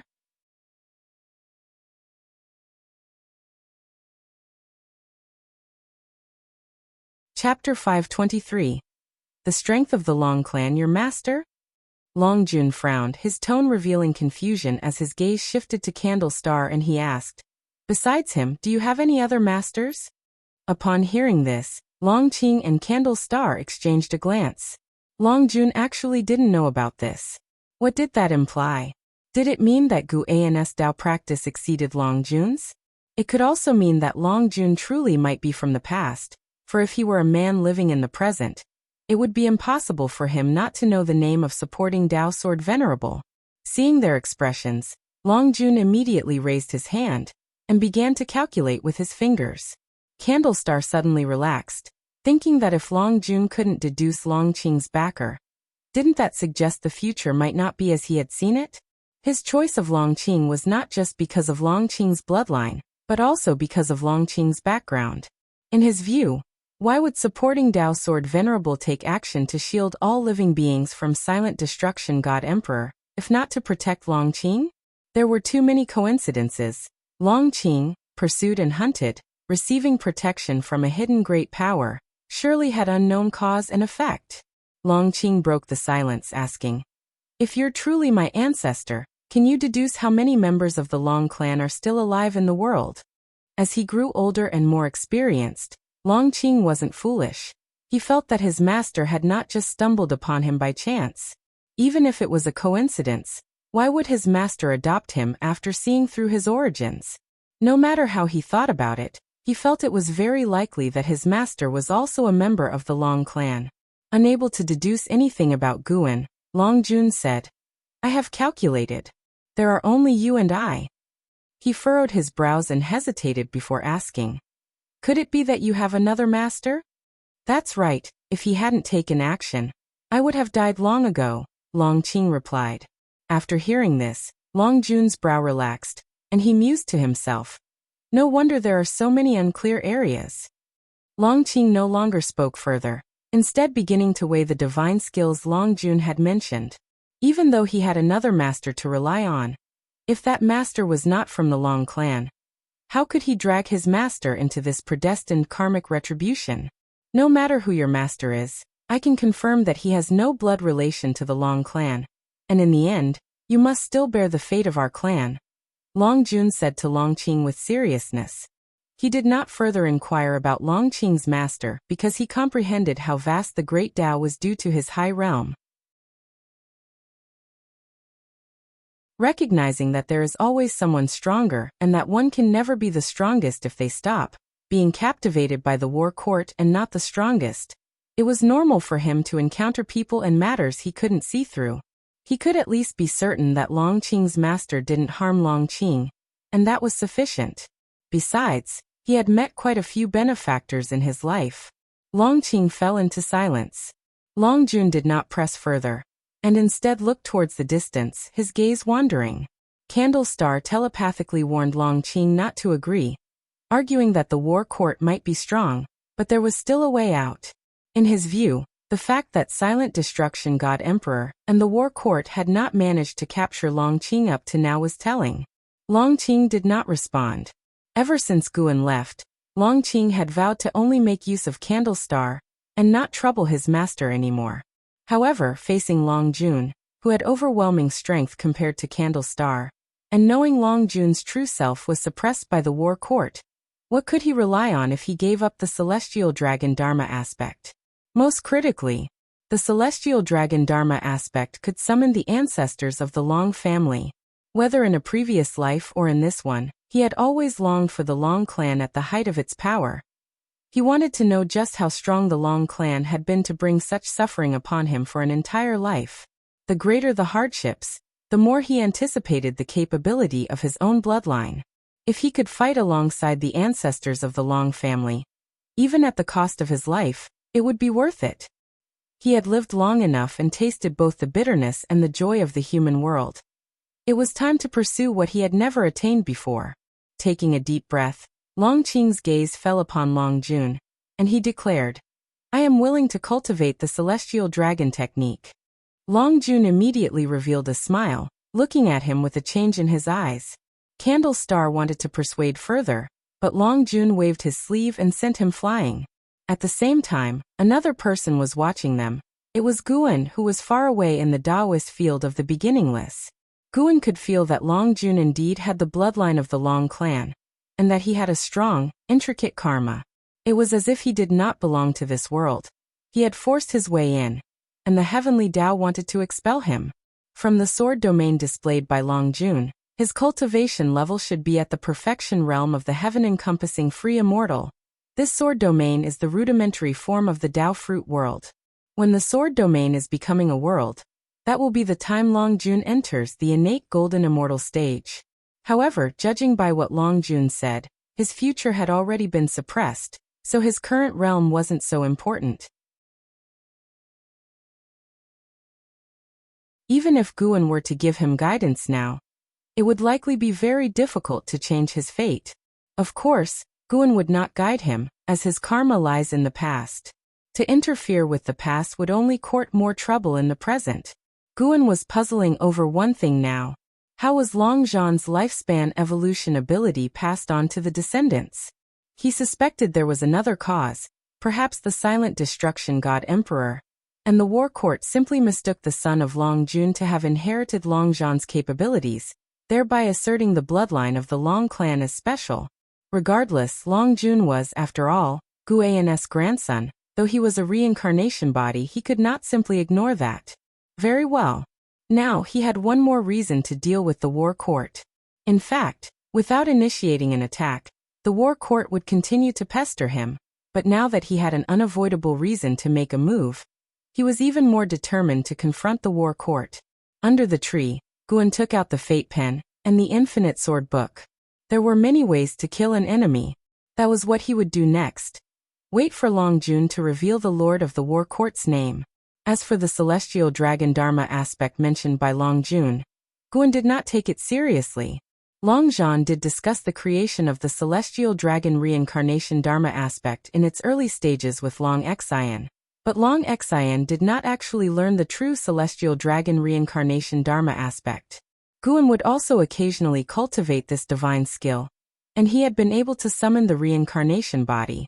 Long Zhan, Yang Xian, Lu Hanji, Black Profound Emperor, and others, each had their own talent. Someday, when Guan waved his hand grandly, and the reincarnation body appeared in front of him, that moment would be terrifying, and even he himself could not judge. In the future, he would continue to undergo lifespan reincarnation, which meant the celestial dragon reincarnation Dharma aspect could only become increasingly more powerful. Seeing Long Jun start to transmit divine skills, Guan withdrew his divine sense and continued to sleep. He prepared to dream with the experiences of Ji, to roam the great Tao worlds of the future, to comprehend the past, to pursue the origin of the great Tao, to roam the future, was also to pursue the direction of the great Tao. Long Jun took up residence in the Third Medicine Valley, hiding his real name. As he stayed longer in the Medicine Valley, the disciples began to call him the Senior in White. He would occasionally guide the direct disciples of Long Qing in their cultivation, but more often, he would play Go with others in the dojo established by Guan, contemplating the Tao in the game of Go.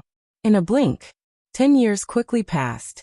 One day, Long Jun came to the heaven-repairing platform of the outer sect city. Having just arrived at Supreme Sect, he had heard of the legend of the supporting Tao sword Venerable, but previously his attention had been focused on Long Qing.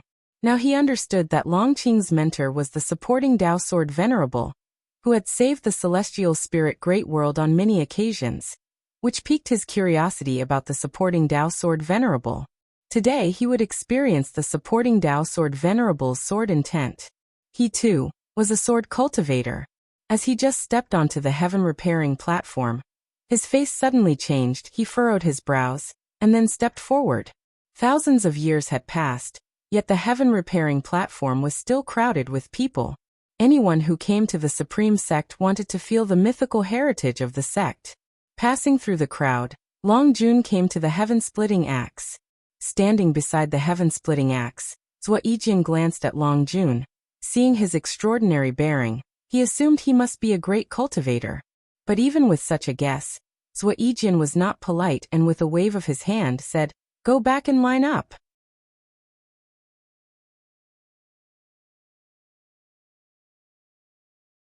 Chapter 524 Acceptance of Sword Dao Queuing. Long Jun's gaze shifted towards Zhuo Yijian, his eyes expressing indifference. He didn't speak but turned and walked toward the end of the long queue. This small interlude did not draw much attention. Nowadays, encountering great cultivators with extraordinary bearings at Supreme Sect wasn't rare, let alone those who did not queue. However, with Zhuo Yijian present, the order would not be disrupted. Zhuo Yijian's impartial and strict way had earned him immense prestige. Of course, there were those who disapproved of him, but after inquiring privately, none dared to cause him trouble because he had inherited the legacy of supporting Dao Sword Venerable, making him almost a disciple. With such a status, Supreme Sect was more than willing to raise him to the heavens. It took barely an hour before Long Jun's turn arrived, which was considered quick since Zhuo Yijian didn't waste words and allowed a quick go. Zhuo Yijian stared at Long Jun. He always felt there was something extraordinary about this man. Although he didn't think the other could lift the heaven-splitting axe, he was eager to see what the other could do. In the long years spent guarding the heaven-repairing platform, how tedious it had been. Yet Zhuo Yijian endured, believing that his actions would move the supporting Dao Sword Venerable. What he aspired to was far beyond ordinary people's imaginations. Even his descendants couldn't understand. Why keep guarding after the supporting Dao Sword Venerable had departed? Long Jun approached the heaven-splitting axe, his right hand grasping the handle. He just wanted to feel the power of the supporting Dao Sword Venerable. He had no intention of actually pulling out the axe, nor did he want to ruin anyone else's opportunity. Although he heard that the supporting Dao Sword Venerable was strong, he didn't think he was stronger than himself. Yet as soon as he held the heaven-splitting axe, his brow instantly furrowed. So heavy. It felt like he was not holding the axe, but the entire celestial spirit great world. From the very first touch, he realized he couldn't lift the axe. The supporting Dao Sword Venerable's cultivation level was higher than his current level. Golden immortal Dao fruit. A storm surged in Long Jun's heart. Such a strong individual guarding Long Qing. What could be his intention? Before he didn't care. But now that he realized the supporting Dao Sword Venerable was stronger than he had imagined, he couldn't help but ponder more. Where there's a cause, there's an effect. If the supporting Dao Sword Venerable was merely optimistic about Long Qing or acted out of compassion, was there a need to protect Long Qing so vehemently? After offending the battle court, why didn't the supporting Dao Sword Venerable sever all connections with Long Qing?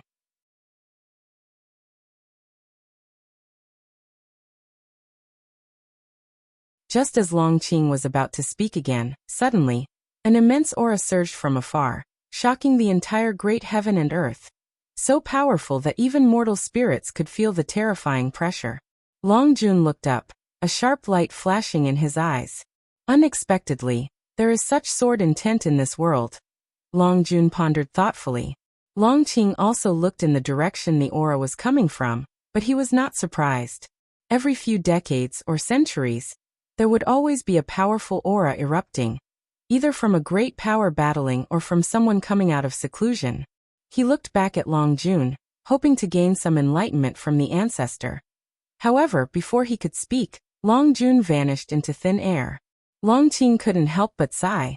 Long Jun always appeared and disappeared unpredictably, never instructing him on how to practice the celestial dragon dharma aspect. For some reason, he suddenly thought of his master, who also disliked giving personal guidance. Could it be that his comprehension was not high enough? Thinking this, Long Qing's mood sank. On the boundless wasteland, Leah in black clothes was holding the 9 extreme sacred heart sword, his body surrounded by powerful sword qi, which caused his long hair to float and sway wildly. So powerful, Li Ya's face showed surprise and delight. He had just reached the loose immortal realm, and his sword intent had increased so much? He couldn't help but look toward the Sword Annihilation ancestor standing in the distance. The Sword Annihilation ancestor was looking at him, stroking his beard and saying, "This sword Tao originates from the Sacred Heart Sword Tao, but it is still far from the true Sacred Heart Sword Tao. However, it is enough for you to dominate this shattered great thousand world." The Sword Annihilation ancestor was satisfied, even pleasantly surprised with Li Ya's cultivation progress. How strange! This lad seemed very ordinary at first glance. Only with some fate connected to the supporting Tao sword venerable enabling him to reach this point today. Why did he find it so easy to cultivate the Sacred Heart Sword Tao? It wasn't clear if it was a misconception of the Sword Annihilation ancestor, but he felt it wasn't that Li Ya's comprehension was outstanding, but rather that the Sacred Heart Sword Tao was willing to accept him. Li Ya was unaware of the Sword Annihilation ancestor's thoughts, becoming immersed in his own strength, unable to extricate himself.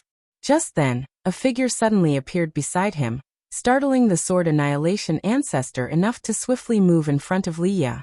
It was Long Jun. Long Jun stared at Li Ya, his gaze peculiar.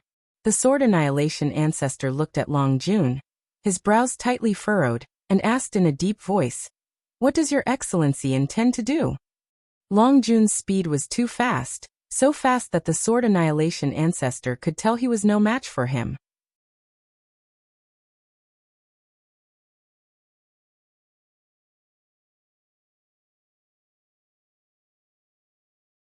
Chapter 525.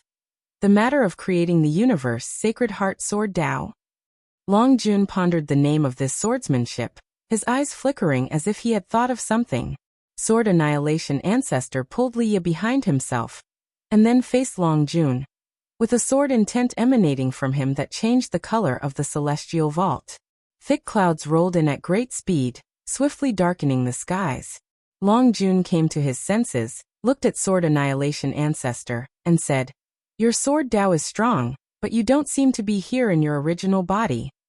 Upon hearing this, the Sword Annihilation ancestor's face showed a subtle change. Clang! Long Jun drew his sword, its blade hovering near the Sword Annihilation ancestor's neck. He drew his sword so quickly that the Sword Annihilation ancestor couldn't react in time. Li Ya was also frightened, and immediately raised the 9 Extreme Sacred Heart Sword, standing alert. Who would have thought that after so many eras, the Supreme Demon Realm would still be clinging on to life? My sword intent can make it all the way to your true form. Do you believe me? Long Jun said indifferently, making the Sword Annihilation ancestor's complexion even uglier. Li Ya clenched his teeth and asked, "Who exactly are you and what do you want? Could it be that you're after my sword Tao?" Long Jun glanced at him and said, "I am also a sword cultivator, merely attracted by your sword Tao. However, it seems that you are merely Tao thieves. Whatever your schemes, remember, do not commit acts of world slaughter, or you will never recover." With that, Long Jun sheathed his sword, ready to leave. Li Ya wanted to ask more, but was stopped by the Sword Annihilation ancestor. TSK, to think that the heaven-encompassing free immortal could act so oppressively. A sneering laugh resounded, instantly dropping the temperature between heaven and earth. Long Jun narrowed his eyes and looked up, his gaze filled with murderous intent. Deep in the ocean, the hidden spirit palace. Guan lay on a rocking chair, holding a book in his hand. Deep-sea dragon carp, Chunluo, and Su Ling were meditating beside him, all practicing their divine skills. This kid. Guan saw Long Jun fighting with one of the Silent Destruction God Emperor's subordinates, and felt his actions were a bit over the top. Knowing that the Silent Destruction God Emperor was involved with the battle court, how could Long Jun still dare to expose himself? Guan previously thought that he was just here to transmit divine skills until Long Qing was trained, and would then leave. Unexpectedly, Long Jun was so impetuous. Wait, could it be that this kid had other plans? Guan became interested in this battle. He wanted to see how Long Jun would wrap things up.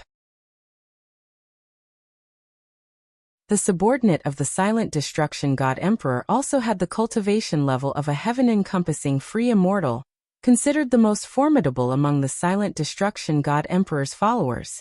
He and Long Jun battled with the power of their realms, and did not affect the celestial spirit great world. In Li Ya's eyes, The two did not make a move, merely standing off against each other from afar. In reality, they clashed countless times in an instant, their power manifesting within their realms. Whether it was the silent destruction god emperor's subordinate or Long Jun, both were cautious in their actions. They weren't wary of each other, but of the strongest being that suppressed the celestial spirit great world. In the end, the silent destruction god emperor's subordinate left with his tail between his legs, and Long Jun disappeared as well. This battle would undoubtedly reach the ears of the silent destruction god emperor, and Guan wanted to see how he would react. Guan planned to break through after reaching a lifespan of 100 billion years, and then deal with the silent destruction god emperor. Until then, he did not want the silent destruction god emperor to act rashly. Clearly, the silent destruction god emperor was also wary of him, and had not taken action against Long Qing just yet. And so, Guan maintained his wait-and-see attitude. Several months later, the silent destruction god emperor began to make his move. He transformed into a Taoist and made contact with the sword annihilation ancestor and Liya. He was actually interested in the sacred heart sword Tao as well. Could it be that Long Jun did it on purpose, wanting to shift the silent destruction god emperor's attention to Liya? With Long Jun's Tao practice, he could certainly have foretold of Liya's past. Even if he couldn't see through Guan, he would likely be aware of Liya's experiences by deducing from what others said. To know that Liya received Guan's inheritance would not be difficult. So you want to use me to go up against the silent destruction god emperor? Thought Guan as he was quietly picking medicinal herbs. He wasn't angry after all. Long Jun was his grandson, and Long Jun's scheming was also for the sake of protecting Long Qing. However, if Long Jun could see through the cause and effect of Liya's life, then the silent destruction god emperor could do the same. The silent destruction god emperor did not force his hand against Liya. Instead, he offered divine skills in exchange. The divine skills he brought forth even tempted the sword annihilation ancestor, and ultimately, the silent destruction god emperor joined Liya in understanding the sacred heart sword Tao. Guan felt this was truly a twisted fate. He was irreconcilable with the silent destruction god emperor, yet the god emperor had good relations with both Hao and Liya. The cause and effect of this world is truly complex.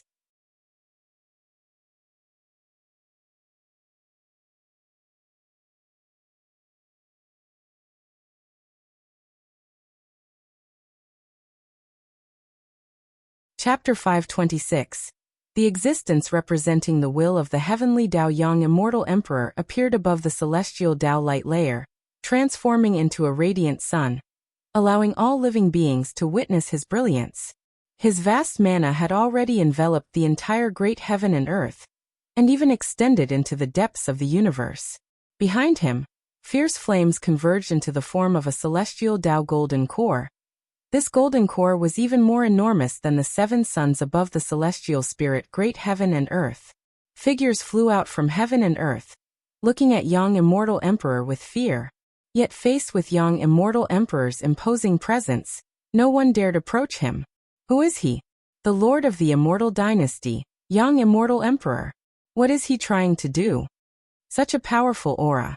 How high is his Tao practice actually?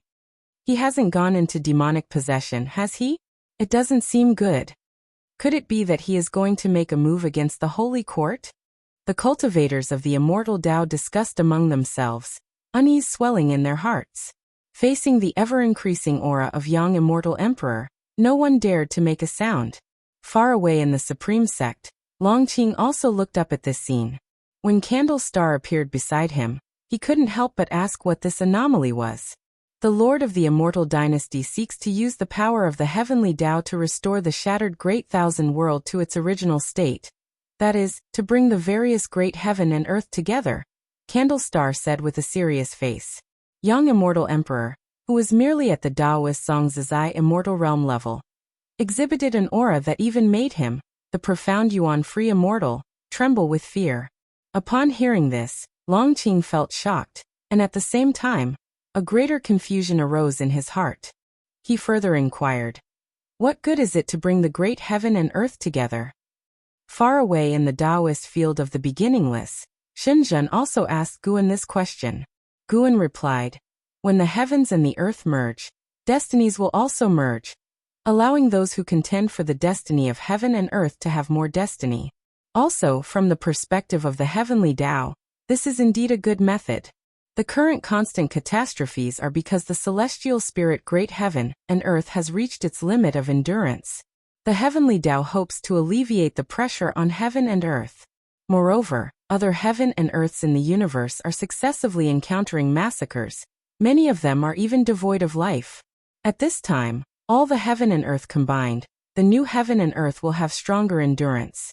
Perhaps the beings of the celestial spirit great heaven and earth can thus avoid a catastrophe and welcome a new era.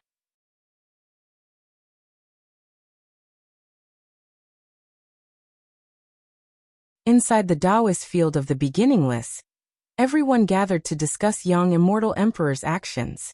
Guan lay on a chair, holding a book, seemingly unconcerned. He was not uninterested, he just knew the time hadn't yet come. 7 more hours had passed. Suddenly, the universe began to tremble as a sector of the great heaven and earth collided with the celestial spirit great world. The worlds began to converge, and the celestial Tao destiny was aiding in their fusion.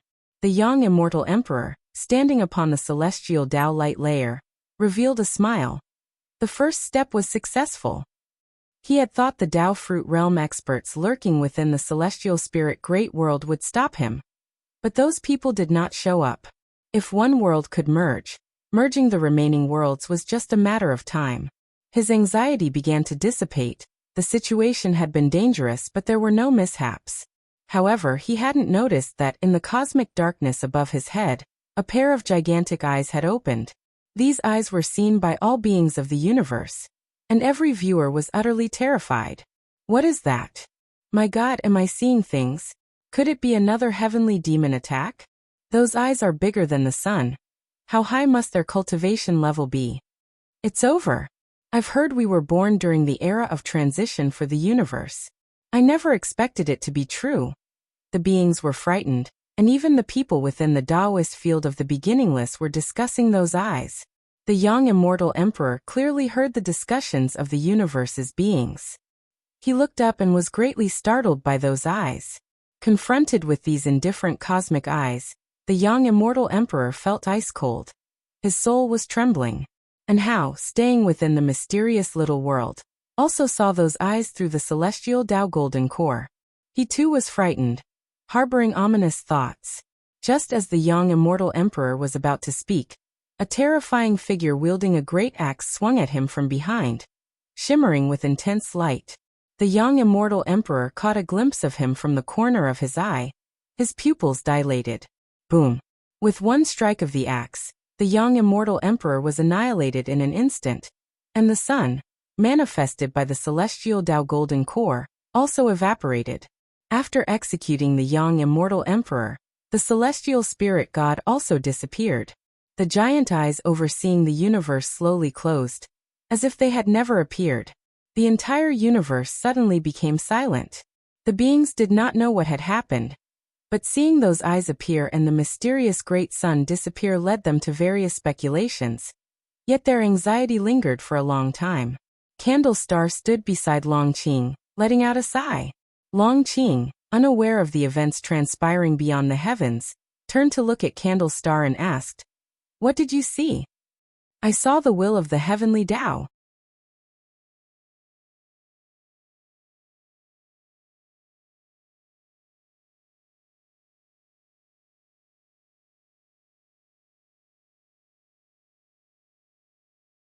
With the merging of the two great worlds, more and more cultivators started going to this new world for training, which to some degree lessened the fights. That great world, not as strong as the celestial spirit great world, with far fewer beings, could only submit in the face of invasion by various sects from the celestial spirit great world. Against such a backdrop, over 600 years swiftly passed. On this particular noon, Guan was in the mountain god temple in the North Sea mountain ridge, gathering medicinal herbs, maintaining the form of the mountain god with an opera mask covering his face. His actions suddenly froze. Your lifespan has broken through 100 billion years for the first time, activating the lifespan breakthrough function. Lifespan breakthrough. You can consume lifespan to obtain options for breakthrough locations that pose no threat to you and are suitable for your current realm. Both traveling to and from these locations will consume a certain amount of lifespan. This function. Guan felt this function would be very helpful to him. As his realm continued to rise, the commotion caused by his breakthroughs would also increase. At the very least, it was no longer suitable to make them in the celestial spirit great world, which could easily lead to trouble. He didn't want anyone to know his realm, including those around him, so his breakthroughs had to be secretive. But this is a real ripoff. From now on, selecting a breakthrough location will consume lifespan. Activating a lifespan barrier will consume lifespan. And even improving Taoist technique will require lifespan. Guan exhaled deeply, yet he felt quite happy inside. Although he was using up lifespan in more and more ways, it also made him more secure. Lifespan, after all, could be accumulated through medicinal herbs. Although he could find a breakthrough location on his own, there would always be accidents. Guan began to look forward to his next breakthrough.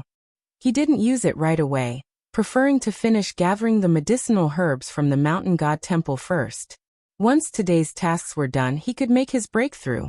Guan's mood became joyous, and he began to hasten his motions. After a while, profound mysterious Shinran walked down the mountain path and came to Guan's side, with a teapot in hand.